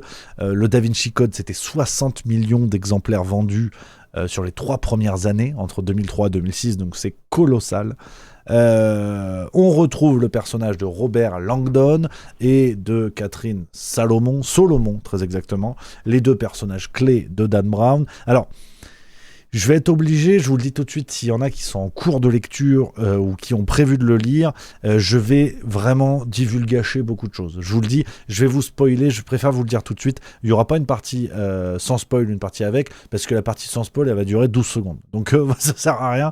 Donc je vous le dis tout de suite, si vous comptez lire ce livre, regardez pas cette vidéo. Je devrais pas vous dire ça, mais je sais le plaisir que c'est quand on lit un livre qu'on aime bien. Dan Brown est apprécié par beaucoup de gens. Donc je veux pas vous gâcher ce plaisir, je préfère vous prévenir, prenez du plaisir à le lire, vous pouvez re-regarder la vidéo après pour avoir un décryptage, mais je préfère vous le dire tout de suite, je devrais pas vous dire ça, mais quittez la vidéo si vous ne l'avez pas lu et que vous avez envie, parce qu'il faut privilégier le plaisir de la lecture, et vraiment je me suis régalé, donc je ne peux pas vous ôter ce plaisir, moi je me suis régalé à le lire. Donc, pour ces nouvelles aventures de Robert Langdon, vous savez, qui est le personnage central de Dan Brown depuis ses premiers livres. Robert Langdon, qui est un expert en symboles, qui est un professeur extraordinaire, incarné par Tom Hanks au cinéma. Cette fois, nous allons du côté de Prague, en République tchèque, et nous allons plonger dans le monde de la noétique, c'est-à-dire l'étude de la conscience, qui est une branche scientifique un peu curieuse, qui est tout à fait sérieuse, qui existe, mais on n'a pas trop envie d'en parler, parce que le problème de la noétique, c'est qu'elle étudie quelque chose, elle étudie un domaine spécifique sur lequel nous ne savons pas tout. Alors tu vois, autant, les mains, t'as des doigts, t'as des phalanges, on voit à peu près comment ça bricole, peut-être qu'il y a des trucs qu'on peut pas réparer, mais normalement ça va. La conscience, c'est plus compliqué. Le cerveau, aujourd'hui, la science ne peut pas tout expliquer sur notre cerveau, et donc on doit s'en remettre à des théories, même parfois très surprenantes, voire complotistes, comme vous allez voir dans quelques minutes. Donc on plonge à Prague, en République tchèque, sur fond de tensions géopolitiques, sur fond d'ésotérisme. On a notamment la figure du golem qui est beaucoup mobilisée dans le roman, j'y reviendrai, et on a plein de théories du complot assumées. Alors, pour les lecteurs assidus de Dan Brown, vous savez que c'est un habitué de tout ça. Déjà dans le Da Vinci Code, on avait cette théorie de remise en question de la Joconde, puis jusqu'à des remises en question bibliques, sur le rôle de Marie notamment. On sait que Dan Brown est amateur de ça, et que, pour le coup, Dan Brown a souvent été fact-checké, on va dire, et il a rarement été mis en doute. C'est-à-dire que parfois il relaie des théories jugées complotistes, mais qui ne sont pas infondées. Et la grande force de Dan Brown, et je trouve que dans ce dernier bouquin, il est allé encore plus loin, c'est qu'il apporte des éléments pour ouvrir la porte, pour inciter son lecteur à chercher plus loin que le roman. Et là, vous allez voir, c'est assez saisissant, et il n'y a pas que de la science, il y a des théories même plus géopolitiques. On y va tout de suite, comme ça, on va se mettre dans le bain immédiatement. Alors, consigne de prévention, parce que j'entends les esprits grognons qui vont me dire « Oui, mais Rémi, c'est de la fiction, t'es con, t'as pris au sérieux un livre. » Oui, merci. Mais évidemment, on est d'accord que c'est de la fiction. Mais la grande force de la fiction, c'est qu'elle permet parfois d'apporter un rapport au réel différent. Et que tout ce qui est dit dans une fiction n'est pas complètement faux. Harry Potter, c'est de la fiction. J'entends bien que Poudlard n'existe pas. Par contre, les chouettes, ça existe. Edwige la chouette, Edwige la chouette, ça existe les chouettes, on est d'accord. Donc dans la fiction, tout n'est pas que fiction, ce que je veux dire par là. Et ce que je vais vous proposer comme décryptage, précisément, c'est d'aller décortiquer ce qui ressemble à des théories infondées, il y en a pas beaucoup du tout, et ce qui ressemble à des théories tout à fait solides, et que beaucoup de médias mainstream n'oseraient même pas publier dans leur page où tout est vrai. Donc parfois, vaut mieux aller voir du côté de la fiction. Regardez, 1984, c'est de la fiction, et pourtant, beaucoup de gens le prennent comme éclairage sur ce que nous vivons actuellement. Comme quoi. Donc, on y va, j'ai plein de grandes parties, il y a vraiment beaucoup de théories qui sont évoquées dans ce bouquin. On commence par exemple avec la prémonition. Prémonition, vous le savez, donc les bouquins de Dan Brown mélangent énormément de choses sur l'histoire, sur l'ésotérisme, sur la politique, et on a la prémonition. Je vous prends pêle-mêle plein de choses, vous allez voir, tout est vraiment passionnant. La capacité en fait de certains individus à voir des événements en amont. Et il y a des exemples qui sont mis en avant, dont un exemple assez saisissant qui est celui d'Abraham Lincoln, ancien président américain. Je vais vous lire des morceaux du livre. Là, vraiment, là, c'est la grande librairie. Là, je vous le dis, je suis... comment il s'appelle Traquenard. Non, le président... Avant, je l'aimais bien, c'était François, je sais pas quoi. Augustin Trapenard. Voilà. Ça, c'est un nom de merde. Je m'appelle Watermez, donc on s'en fout, mais... Bref, là, je vais vous lire des bouquins. Je vais vous lire des extraits du bouquin.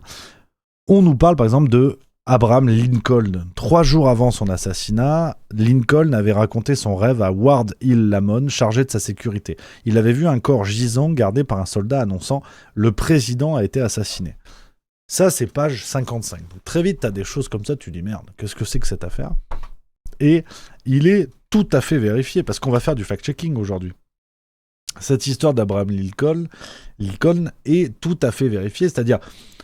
il y a beaucoup de récits qui se sont multipliés sur ce qu'avait vraiment vu Lincoln, mais pour le coup, malgré ces récits qui se sont accumulés, des récits posthumes pour la plupart, il est vrai que, je vous lis ce que nous dit un article du site history.com, donc voilà, qui est quand même une référence sur la question, nous dit, selon la légende, quelques jours avant son assassinat le 14 avril 1865, Lincoln confia un rêve récent à un petit groupe de personnes dont sa femme Mary Todd et Lamon. Dans ce rêve, il entrait dans le salon est de la Maison Blanche et découvrait un corps recouvert d'un linceul, gardé par des soldats et entouré d'une foule en deuil. Lorsque Lincoln demanda à l'un des soldats qui était mort, celui-ci répondit, le président, il a été tué par un assassin. Donc, sur cette anecdote, on ne sait pas à 100% si c'est vraiment ce qu'a dit Lincoln. En revanche, ce qui est certain, c'est que Lincoln avait une appétence pour l'interprétation des rêves, la signification des rêves. Ça, pour le coup, on a toujours l'article d'history.com qui nous dit « Une lettre de 1863 à sa femme, qui se trouvait alors à Philadelphie avec leur fils Tad, âgé de 10 ans. Lincoln écrit que Marie ferait mieux de ranger le pistolet de Tad, car il avait fait un mauvais rêve à son sujet. » Donc, cette prémonition, on va dire, elle fait partie des plus célèbres dans l'histoire, tout comme une autre prémonition qui est évoquée dans le bouquin, le cas de Morgan Robertson et du Titanic. Vous connaissez peut-être cette histoire, je vous lis ce qu'on nous dit dans le livre. Un auteur américain qui avait écrit Futility en 1898, c'est un roman. L'histoire, rédigée après un cauchemar, raconte la destinée d'un transatlantique réputé insubmersible nommé le Titan, qui heurte un iceberg et sombre lors d'une de ses premières traversées de l'océan. Le livre avait été publié 14 ans avant la tragédie du Titanic. La structure du navire, la route de navigation, le naufrage, tout est conforme au drame qui allait se produire en 1912. Personne ne pouvait expliquer de telles coïncidences. Donc ça, c'est l'histoire, donc vous avez peut-être entendu pareil dans les cas de prémonition les plus célèbres, celui du Titanic, donc un mec qui a écrit un roman plus de 10 ans avant l'accident du Titanic. Et en fait, dans ce roman, tout est décrit tel quel. Pour vous dire à quel point tout ça est véridique, c'est que même Wikipédia en parle. Là, je prends des sources ultra mainstream pour vous montrer, pour vous démontrer que Dan Brown ne sort pas des trucs de son chapeau. Et donc, cette histoire du roman Futility, lui qui raconte 14 ans avant la catastrophe, vous avez beaucoup de coïncidences et certains points qui divergent. Voilà, c'est pour ça que souvent, les fact-checkers sur cette affaire vont nous dire « Oui, mais en fait, c'est pas si sûr. » Même certains jusqu'à suspecter une écriture modifiée après coup. Bon, bref. Pour l'instant, tu te dis, bon, tu vois, mes histoires de prémonition, c'est sympa, mais je vous ai mis à température comme on est mis à température dans le roman. C'est-à-dire que là, on est au tout début. Et ça va continuer. Ça va se corser un petit peu parce que, comme je vous le disais, j'y vais crescendo. Vous connaissez mon côté animateur, mon côté Nikos Aliagas. Le suspense va monter très fort. Vraiment très très fort. Je vous disais que le roman nous amène en République tchèque. République tchèque est un pays qui fait partie de l'OTAN. Et là encore, tu vois, page 97, on a un élément qui est glissé, tout à fait vérifié et vérifiable, sur la soumission de la République tchèque à l'OTAN. Je vous lis. Quand la République tchèque avait rejoint l'OTAN en 1999, plus de 11 000 caméras avaient été installées à Prague dans le cadre du programme de surveillance américain Échelon. Malgré les lois limitant drastiquement l'utilisation des images de télésurveillance, les États-Unis avaient mis en place un réseau planétaire et donné les droits d'accès à toutes leurs ambassades, à de rares exceptions près, ce qui avait constitué un point de friction avec les autorités tchèques. Donc ça aussi, je ne vais pas à chaque fois vous montrer toutes les sources de chaque chose parce que sinon ça va être très long. J'ai vérifié en amont avant de vous en parler, évidemment. Donc vous pouvez vérifier vous-même le programme Échelon si ça vous intéresse. Mais c'est exactement ce que j'aime dans la démarche de Dan Brown. C'est-à-dire, il glisse des éléments comme ça, tout à fait vérifiés et vérifiables, et qui ouvrent des portes qui vont au-delà du roman. C'est-à-dire que dans l'intrigue, ce que je viens de vous lire, c'est pas central. Vraiment, hein, je vous dis... sans vous spoiler sur ce point-là, vraiment, on s'en fout. Mais l'élément est glissé. Et le lecteur un peu curieux, il se rend compte que, ah bah tiens, l'OTAN finalement a permis la mise en place d'un programme d'espionnage à grande échelle. Et c'est ce qui est intéressant, c'est qu'on sort de l'intrigue du roman d'une certaine manière, mais on apprend des choses, on va vers d'autres éléments. Même chose, page 364, donc là on avance un petit peu dans le roman. Dan Brown nous parle du programme DARPA. Et ça m'a fait rire parce que je vous en parlais sur Juste Milieu il n'y a pas si longtemps. On peut lire ceci, donc il y a plusieurs éléments sur la DARPA. Quel gâchis avait pensé Finch sur le moment, qui est un personnage. La DARPA aurait pu l'engager sur leur programme numéro 3 d'interface neuronale ou leur projet thérapeutique Subnets. Suite à cette réponse, la CIA avait compris qu'elle ne pourrait jamais l'approcher. Donc on mélange avec l'intrigue du roman évidemment, mais tu te dis tiens, là encore, c'était un petit peu curieux, qu'est-ce que c'est que la DARPA ? Et la DARPA, je vous en parlais, c'est une branche, je vous en parlais il n'y a pas si longtemps, c'est une branche d'investissement de l'armée américaine directement, qui va investir dans des technologies spécifiques pour mettre le grappin dessus et voir ce que ça peut apporter sur le plan militaire. Mais ce projet N3, quand tu es dans le bouquin de Dan Brown, tu dis c'est des conneries. Eh ben pas tant que ça. Parce que regardez ce qu'on peut lire sur le site actuia.com, c'est pas très très vieux d'ailleurs, ça date de... pourquoi j'ai pas la date ? Bon, c'est pas très très grave. Ah si, voilà, 23 mars 2018, on peut lire ceci. La DARPA a créé N3 pour ouvrir la voie à un système d'interface neuronale portable et sûr, capable de lire et d'écrire simultanément sur plusieurs points du cerveau. La neurotechnologie non chirurgicale de pointe a été évasive, mais grâce aux récents progrès en ingénierie biomédicale, en neurosciences, en biologie synthétique et en nanotechnologie, nous croyons maintenant que l'objectif est réalisable. N3 sera un programme de 4 ans auquel participeront des équipes de chercheurs de plusieurs disciplines afin de construire des approches permettant une interaction précise avec de très petites zones du cerveau sans sacrifier la résolution du signal ou introduire une latence inacceptable dans le système. Donc, vous voyez que, là encore, quand on creuse, ce que nous dit Dan Brown, c'est factuel. C'est factuel. Et on avance. Et on avance. Par exemple, on va sur le projet Stargate. Et là, on commence à rentrer dans le complotisme. Le vrai de vrai. Le projet Stargate, alors attention, celui des années 70, vous allez comprendre pourquoi je vous dis ça. Voilà ce que nous dit Dan Brown dans le livre, pour comprendre ce qu'est le projet Stargate. Et je vous dis, là on rentre dans le complotisme pur jus, c'est une théorie dite complotiste claire et nette qui est avancée dans le bouquin. Avec Stargate, la CIA a essayé de mettre au point un mode de surveillance révolutionnaire, la vision à distance. Un observateur est assis dans un lieu calme et entre en méditation jusqu'à atteindre une transe et être capable de projeter sa conscience hors de son corps, de la libérer de ses entraves terrestres et de la matérialiser ailleurs, selon sa volonté, n'importe où sur la planète pour voir ce qui se passe dans des lieux éloignés. Donc, même dans le bouquin, y a des échanges avec les personnages qui sont dubitatifs, qui nous disent bah, quand même c'est bizarre. Mais le projet Stargate est une réalité. Et là encore, je vous invite à regarder la page Wikipédia pour vous dire à quel point tout ça est crédible. Alors attention, je vous dis pas que c'est parce que c'est sur Wikipédia que c'est vrai. Il y a beaucoup d'ouvrages qui ont été créés là-dessus, des ouvrages qui, eux, pour le coup, sont pas référencés par Wikipédia. Mais sur le projet existant sur la page du projet Stargate, vous avez une page où on va vous dire déjà des choses... on va dire grand public. Après, vous pouvez évidemment aller beaucoup plus loin, mais on va vous dire des trucs grand public sur ce projet-là, qui est une réalité. Vous avez des sources que vous pouvez consulter, même des archives déclassifiées de la CIA. Donc, et là, ce qui est fou dans ce que fait Dan Brown, c'est pour vous dire que vraiment ce bouquin m'a passionné en tant que lecteur pour l'aventure. J'ai vraiment été accroché par l'histoire, mais surtout, ça m'a plu par rapport à Juste Milieu, parce qu'on apprend plein de choses dans ce bouquin. Vous savez par exemple pourquoi le projet Stargate a souvent peu été évoqué, pourquoi beaucoup d'entre vous ne connaissent peut-être même pas l'existence de ce truc, parce qu'il y a eu un travail main dans la main entre la CIA et Hollywood pour faire croire que tout ça c'était des conneries. Parce que la CIA dans l'ombre évidemment a dépensé des dizaines de millions de dollars dans le cadre de ce projet, la vision à distance. Et quand tout ça a commencé à être révélé, que le grand public a eu vent de tout ça, la CIA s'est servie d'Hollywood pour faire croire que c'était des conneries. Regardez ce qu'on nous dit dans le livre, par exemple. Contrairement à Catherine, il ne pensait pas, donc là c'est Robert Langdon, il ne pensait pas que le programme Stargate avait un lien avec ce qui leur arrivait. Il ne savait pas grand-chose sur ce projet qui avait été discrédité. Même Hollywood s'était moqué d'eux dans Les Chèvres du Pentagone avec George Clooney. Le film s'inspirait d'une expérience où des gens essayaient de tuer des chèvres juste en les regardant. Malgré son scepticisme à l'égard de la vision à distance, le concept datait effectivement de 7000 ans. Les anciens Sumériens avaient beaucoup documenté le principe des voyages dans les étoiles, des expériences de sortie de corps mystiques, où leurs esprits visitaient les systèmes stellaires pour découvrir des mondes lointains. Évidemment, pour cela, ils avaient recours à l'opium, au portail. Est-ce qu'ils étudiaient les états modifiés de conscience sous l'effet des drogues? Est-ce qu'ils faisaient des recherches sur le modèle non local? Donc, vous avez un film, on peut regarder la bande-annonce si vous voulez, un film qui a véritablement existé et qui avait pour objectif de décrédibiliser la théorie du projet Stargate. En tout cas, l'objectif de recherche du projet Stargate qui était très clairement de permettre la vision à distance. Aujourd'hui, vous avez Stephen King qui en a parlé dans le livre L'Institut.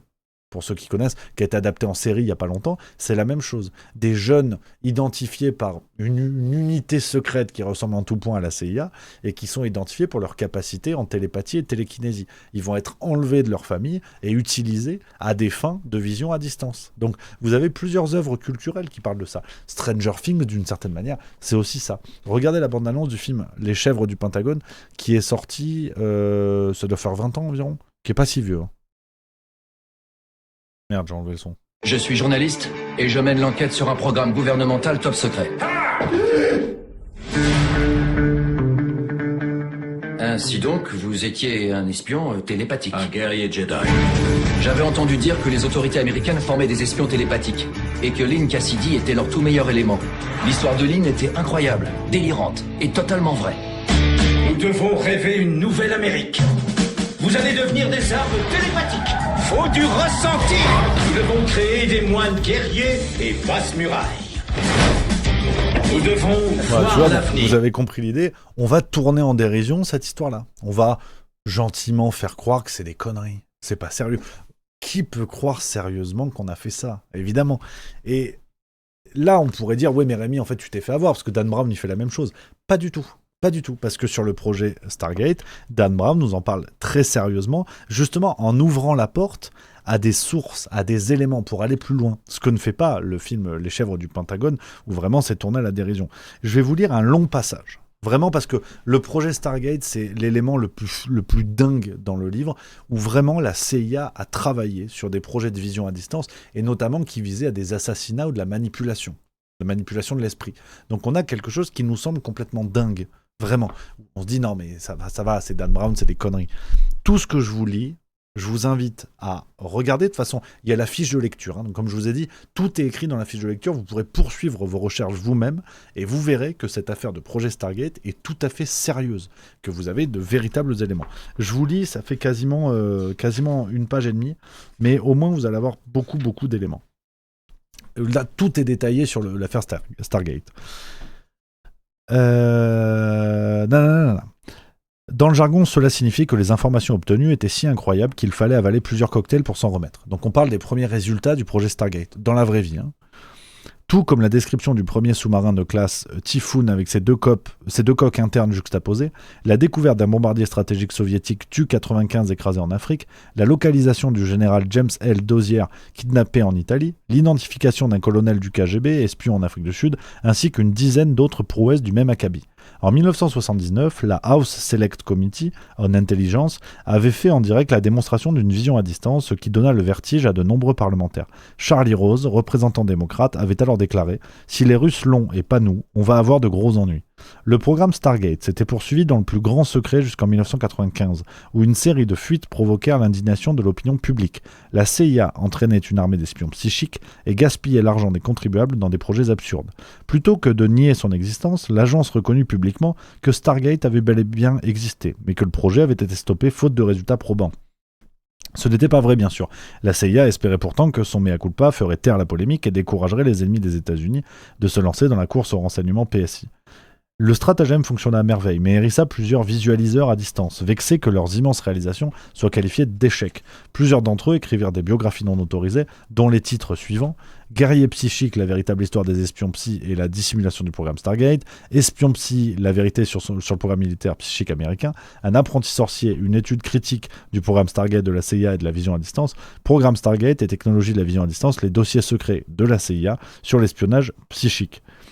Ces 4 titres, petite parenthèse, sont des vrais titres. Vous pouvez trouver les livres correspondant à chacun des titres. Ça n'est absolument pas une invention. Heureusement pour l'agence, ces récits fidèles et authentiques pour la plupart semblaient si ahurissants que personne ne les avait pris au sérieux. Au lieu d'intenter des actions en justice contre leurs auteurs et d'attirer l'attention de l'opinion publique, l'agence avait simplement déclaré que ces histoires étaient des élucubrations d'anciens employés motivés par l'appât du gain. Mais la CIA n'était pas encore tirée d'affaire. En 2015, le magazine Newsweek avait publié un autre article sur Stargate. Jude n'oublierait jamais la déclaration d'un responsable du programme, le lieutenant-colonel Brian Busby, désormais à la retraite, qui avait brisé 2 décennies de silence. J'y croyais à l'époque et j'y crois encore aujourd'hui. C'était réel et ça marchait. Fait troublant, le journal publiait le dessin réalisé à distance par le légendaire agent Psy 001, Joseph McMonigle, qui montrait un sous-marin gigantesque flanqué de 2 coques jumelles sur une base secrète en Russie. D'après Newsweek, les photographies du satellite américain prises par la suite confirmaient l'existence du chantier naval à Severodvinsk et du premier submersible de classe Typhoon, lequel représentait une grave menace pour les États-Unis. Quand on avait demandé au sénateur américain et futur secrétaire à la Défense, William Cohen, son avis sur le défunt programme Stargate, il avait répondu « J'ai été impressionné par le concept de vision à distance. L'exploration du pouvoir de l'esprit était et reste une importante avancée. J'ai soutenu Stargate comme le sénateur Robert Byrd et d'autres membres de la commission. Il semble qu'un petit nombre de personnes ont pu accéder à un niveau modifié de conscience. » Après cet article, les conspirationnistes s'étaient déchaînés et les documentaires sur Stargate avaient inondé la télévision. Il y avait eu en particulier Third Eye Spies. Malgré les dénégations habituelles de l'agence, Jude avait été surpris par l'exactitude des allégations du film, notamment que l'arrêt du programme Stargate était un mensonge pour faire taire les médias. Ils n'ont aucune preuve, mais ils ont tapé dans le mille. En réalité, les expériences de vision à distance étaient poursuivies avec succès à Langley, chez SRI International et à Fort Meade. L'écran de fumée de l'échec de Stargate leur avait permis de planifier tranquillement l'avenir du programme, une version mieux financée, plus sécurisée, technologiquement plus avancée, installée sous terre très loin de son prédécesseur et de son passé polémique, avec un tout nouveau nom de code. Donc là, on se dit... ça fait beaucoup d'éléments pour de la fiction. Comme je vous ai dit, vous pouvez creuser point par point, je l'ai fait, vous verrez dans la fiche de lecture, vous pouvez creuser point par point pour vérifier que c'est de la fiction ou pas. C'est vraiment saisissant. Mais ça s'arrête pas là. Cette histoire de projet Stargate, donc vraiment tout ce que je viens de vous lire est véridique. Je l'ai vérifié avant de vous le lire, évidemment, je vous enverrai pas dans le mur. Le plus dingue, le programme Stargate, on nous a raconté que ça a été enterré, ce qui est une connerie. Et là, on va faire un petit jeu. On va faire une petite devinette. Vous allez me dire en commentaire quel est le nom du nouveau programme d'investissement lancé par Donald Trump au début de l'année 2025, doté de près de 500 milliards de dollars pour lancer des recherches et financer des recherches dans l'intelligence artificielle, notamment sur les plateformes entre cerveau et machine. Comment s'appelle ce projet ? Petite devinette, dites-moi dans le chat. Je pense que vous avez compris un petit peu le principe. À la surprise générale, Trump a annoncé en janvier 2025 le lancement d'un programme d'investissement appelé Stargate. Qui claque, The formation of Stargate. un gros chiffre bien rond, $500 billion. plein d'emplois. 100,000 American jobs. Donald Trump a voulu frapper fort en annonçant un jour après son investiture le lancement du projet Stargate, un plan d'investissement colossal dans l'intelligence artificielle sur 4 ans. This monumental undertaking is a resounding declaration of confidence in America's potential. Alors pourquoi autant d'argent ? Déjà pour construire plus de data centers qui vont permettre de développer des intelligences artificielles beaucoup plus performantes. Voilà. Donald Trump a annoncé un nouveau programme d'investissement dans l'IA, notamment avec pour objectif de travailler sur les associations corps-machine, enfin cerveau-machine. Ça s'appelle Stargate. Regardez par exemple CNews qui a fait un article là-dessus. Vous pouvez vérifier là encore, tout à fait sérieux. On retrouve dans les partenaires, il y a Oracle, le géant japonais, il y a le spécialiste du cloud d'Oracle, le géant japonais des investissements SoftBank, la start-up générative OpenAI, donc la maison mère de ChatGPT, mais figure aussi parmi les financiers du projet le fonds d'investissement MGX adossé aux Émirats Arabes Unis. Donc là, on se dit, ne soyons pas complotistes, c'est peut-être un hasard. Peut-être que Trump, il n'est pas du tout au courant, c'est possible, je veux bien l'entendre, attention. Mais je dis juste qu'on part d'un projet Stargate mené par la CIA entre 1970 et 1990. Enfin, de 70 à 95, très exactement. On part de ce projet-là, dont l'objectif était de suffisamment maîtriser l'esprit humain pour réussir, avec certaines personnes capables de l'exercice, avoir des visions à distance. Mais c'était pas que ça. Le projet Stargate, il y avait beaucoup plus de ressorts là-dessous. En tout cas, il y avait une volonté d'aller travailler sur le psychisme, que ce soit pour de la vision à distance, que ce soit pour des prémonitions.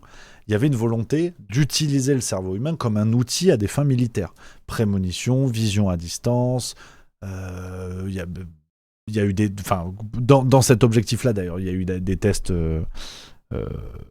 des tests de drogue, de choses comme ça, parce que l'opération Stargate, enfin le projet Stargate est en lien direct avec MKUltra. MKUltra, c'était à peu près la même idée. Comment des substances, comment des drogues pouvaient permettre une emprise psychique, pouvaient permettre de mettre la main sur un cerveau, de contrôler un cerveau. Donc tous ces projets-là sont liés d'une certaine manière. Il y a une ambition qui est de contrôler le cerveau humain. Projet MKUltra, projet Stargate, on est dans le même délire, on est dans la même volonté de maîtriser le cerveau humain. Et donc là, tu te dis, Trump revient des années plus tard, alors que tout ça a été enterré, évidemment, avec un projet qui porte exactement le même nom. Ça semble un peu éloigné de dire, oui, mais c'est pour l'intelligence artificielle. Mais l'intelligence artificielle, quand on voit aujourd'hui comment cela fonctionne, l'intelligence artificielle est en train de remplacer l'intelligence humaine. Donc il y a une volonté de mettre la main sur nos cerveaux, d'une certaine manière. En tout cas, d'extraire toutes les données possibles pour nourrir l'intelligence artificielle et à terme que l'intelligence humaine ne serve plus à rien, que tout soit prévu, prévisible, rentrer dans des datas, rentrer dans des algorithmes. Donc personnellement, j'y vois un lien. J'y vois un lien, même symbolique, déjà le nom, si vous voulez. Ça me paraît un petit peu grossier de dire il n'y a pas de lien. Je vois pas comment Trump ne peut ne pas être au courant de cela. Donc ce projet Stargate, c'est vraiment l'une des théories les plus folles du bouquin, où la porte est clairement ouverte, et il y a un écho contemporain qui est assez dingo. On continue dans toujours les théories de plus en plus sombres qui sont évoquées dans le bouquin. On a surtout les mystères du cerveau. Et là, vraiment, on rentre dans un territoire, je vous le disais, qui est celui de la noétique, donc l'étude de la conscience, sur tout ce qu'on ne comprend pas sur le cerveau humain. C'est au centre de l'intrigue du bouquin. J'essaie de pas trop vous révéler quand même d'éléments, mais parfois il n'y a pas le choix.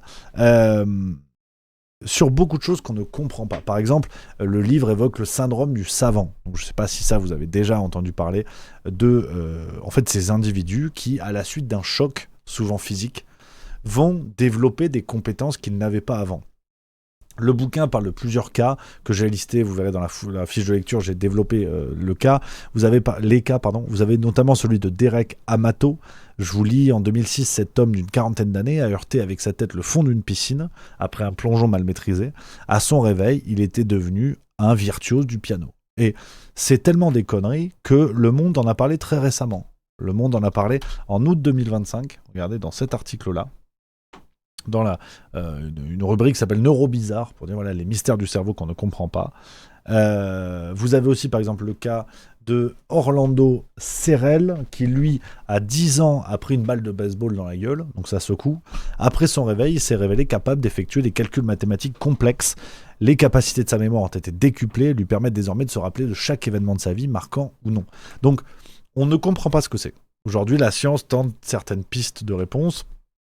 Le fait que, par exemple, l'une des pistes favorisées aujourd'hui serait que si une zone du cerveau est abîmée, le reste du cerveau serait capable potentiellement de suraugmenter les capacités des zones viables, ce qui ferait que en fait, ça modifierait le fonctionnement du cerveau et ça donnerait des compétences que nous n'avons pas de base. Le livre parle également des perceptions extrasensorielles, donc c'est un petit peu en lien avec ce qu'on se disait.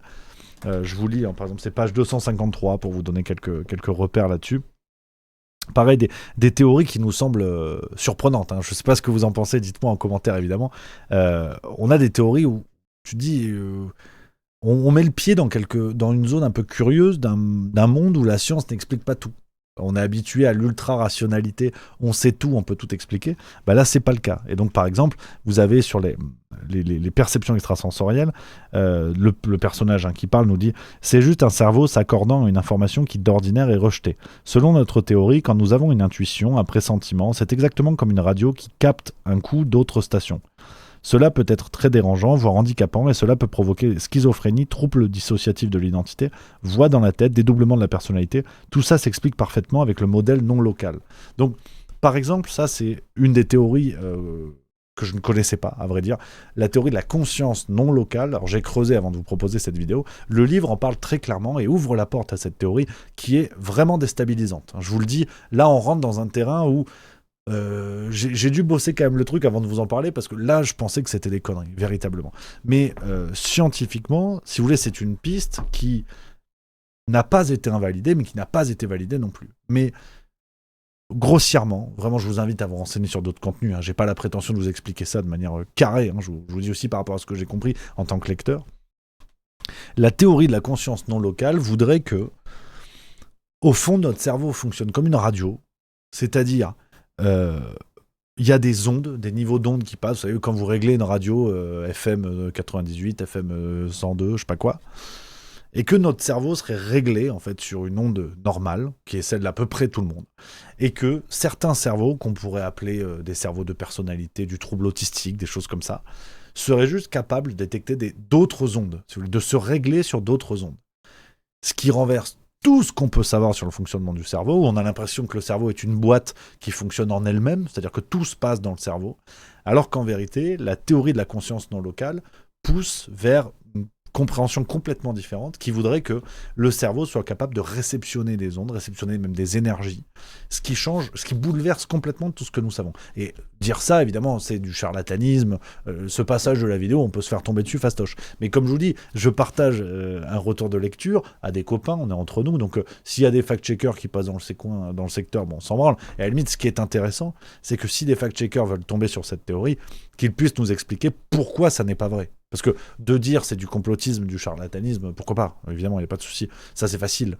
Mais est-ce qu'on peut l'invalider sérieusement ? Je suis tout à fait prêt, évidemment, à avoir des éléments. Est-ce qu'on peut l'invalider sérieusement ? Et dans le chat, il y a Neti qui évoque ça, et c'est pour ça que c'est d'autant plus intéressant, que Platon évoquait déjà cette idée-là. C'est-à-dire de l'esprit qui serait capable de saisir en fait des ondes différentes. Ça, c'est la notion de perception extrasensorielle qui va avec le pressentiment. Et pour vous dire que cette théorie est pas complètement débile, c'est que même des médias mainstream en parlent. Une fois de plus, cachons-nous derrière les médias mainstream.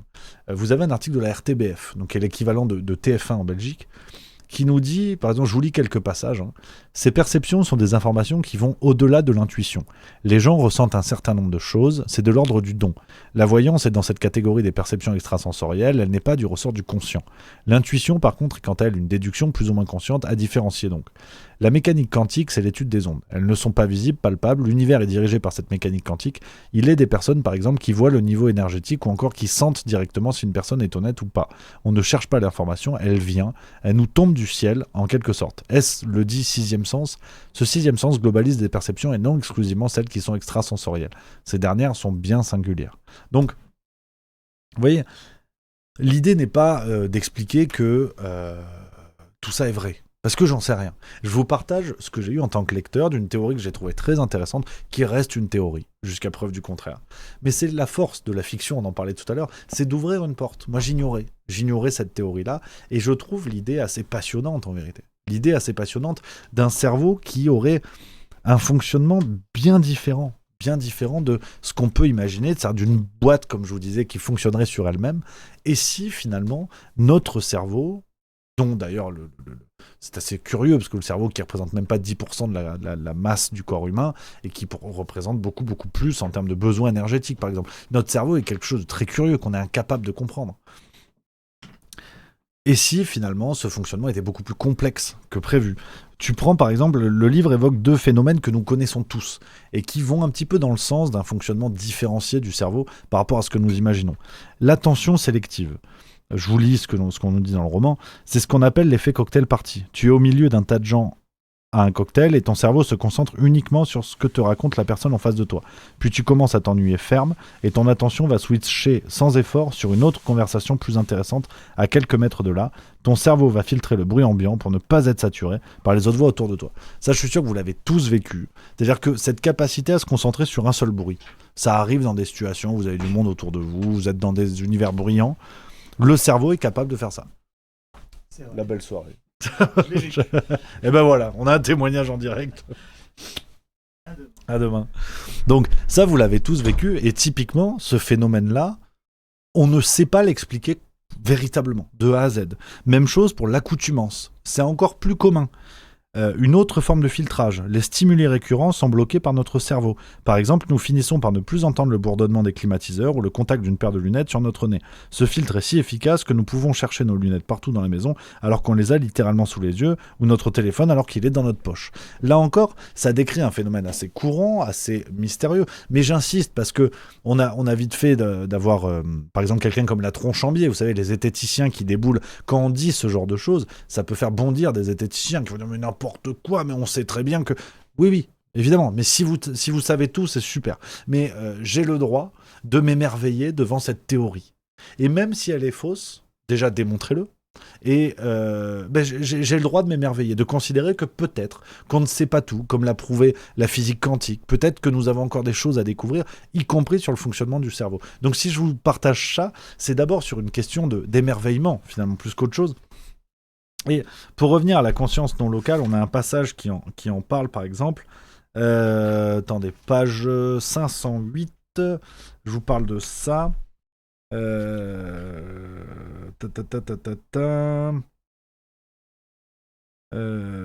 Oui, en fait, le modèle de la conscience non locale est en lien direct avec les expériences de mort imminente, par exemple. Vous avez peut-être entendu parler de ça. Là encore, on grimpe d'un cran dans des théories surprenantes, mais qui font, par exemple, le succès de certains personnages qui ont écrit des bouquins là-dessus. Il y a un nom qui m'échappe, Monsieur Alix. Monsieur Alix qui a écrit des bouquins sur la mort imminente, si je dis pas de bêtises. Stéphane Alix, je crois, si je dis pas de conneries. Donc on est en lien avec ça, c'est-à-dire qu'à un moment donné, notre conscience serait capable de sortir du corps. Et ces expériences de mort imminente, il y a beaucoup de témoignages de gens qui se disent s'être vus par le dessus, par exemple, d'avoir assisté à quelque chose hors de leur corps, comme si leurs yeux se promenaient, si vous voulez. Et là encore, le bouquin nous dit, page 507, s'il voulait garder sa posture de scientifique matérialiste, Langdon devrait mettre de côté sa raison et ignorer le nombre de preuves qui ne cessaient de se multiplier, les milliers de rapports médicaux sur les expériences de mort imminente qui décrivaient précisément les EEC. Ensuite, le monde de la physique quantique qui vérifiait le modèle non local de la conscience et faisait des observations pour l'instant inexplicables. Et il y avait tous ces cas avérés de phénomènes dits paranormaux, la télépathie, la prémonition, les rêves partagés, le syndrome du savant, impossibles dans le modèle classique. En définitive, soit Langdon acceptait de changer de point de vue, soit il considérait ces phénomènes comme des miracles, un terme chargé d'obscurantisme qui faisait offense à son esprit cartésien. Face à ces preuves, son refus de croire au portail serait aussi rationnel que d'assister à une éclipse de lune et d'affirmer que cette dernière n'existe pas. Donc, je pourrais vous parler encore de certaines choses. Par exemple, c'est cette technologie qui est en train d'être développée du côté de Kyoto par des chercheurs japonais qui sont capables désormais d'enregistrer les rêves. Là aussi, j'ai vérifié avec l'étude à l'appui, évidemment. Il y a des choses un peu plus ésotériques, là, que je laisse pour la fiche de lecture. Donc, je vais vous donner le lien de la fiche de lecture. Il est en commentaire et dans la description de la vidéo, si vous regardez cette séquence sur YouTube, évidemment.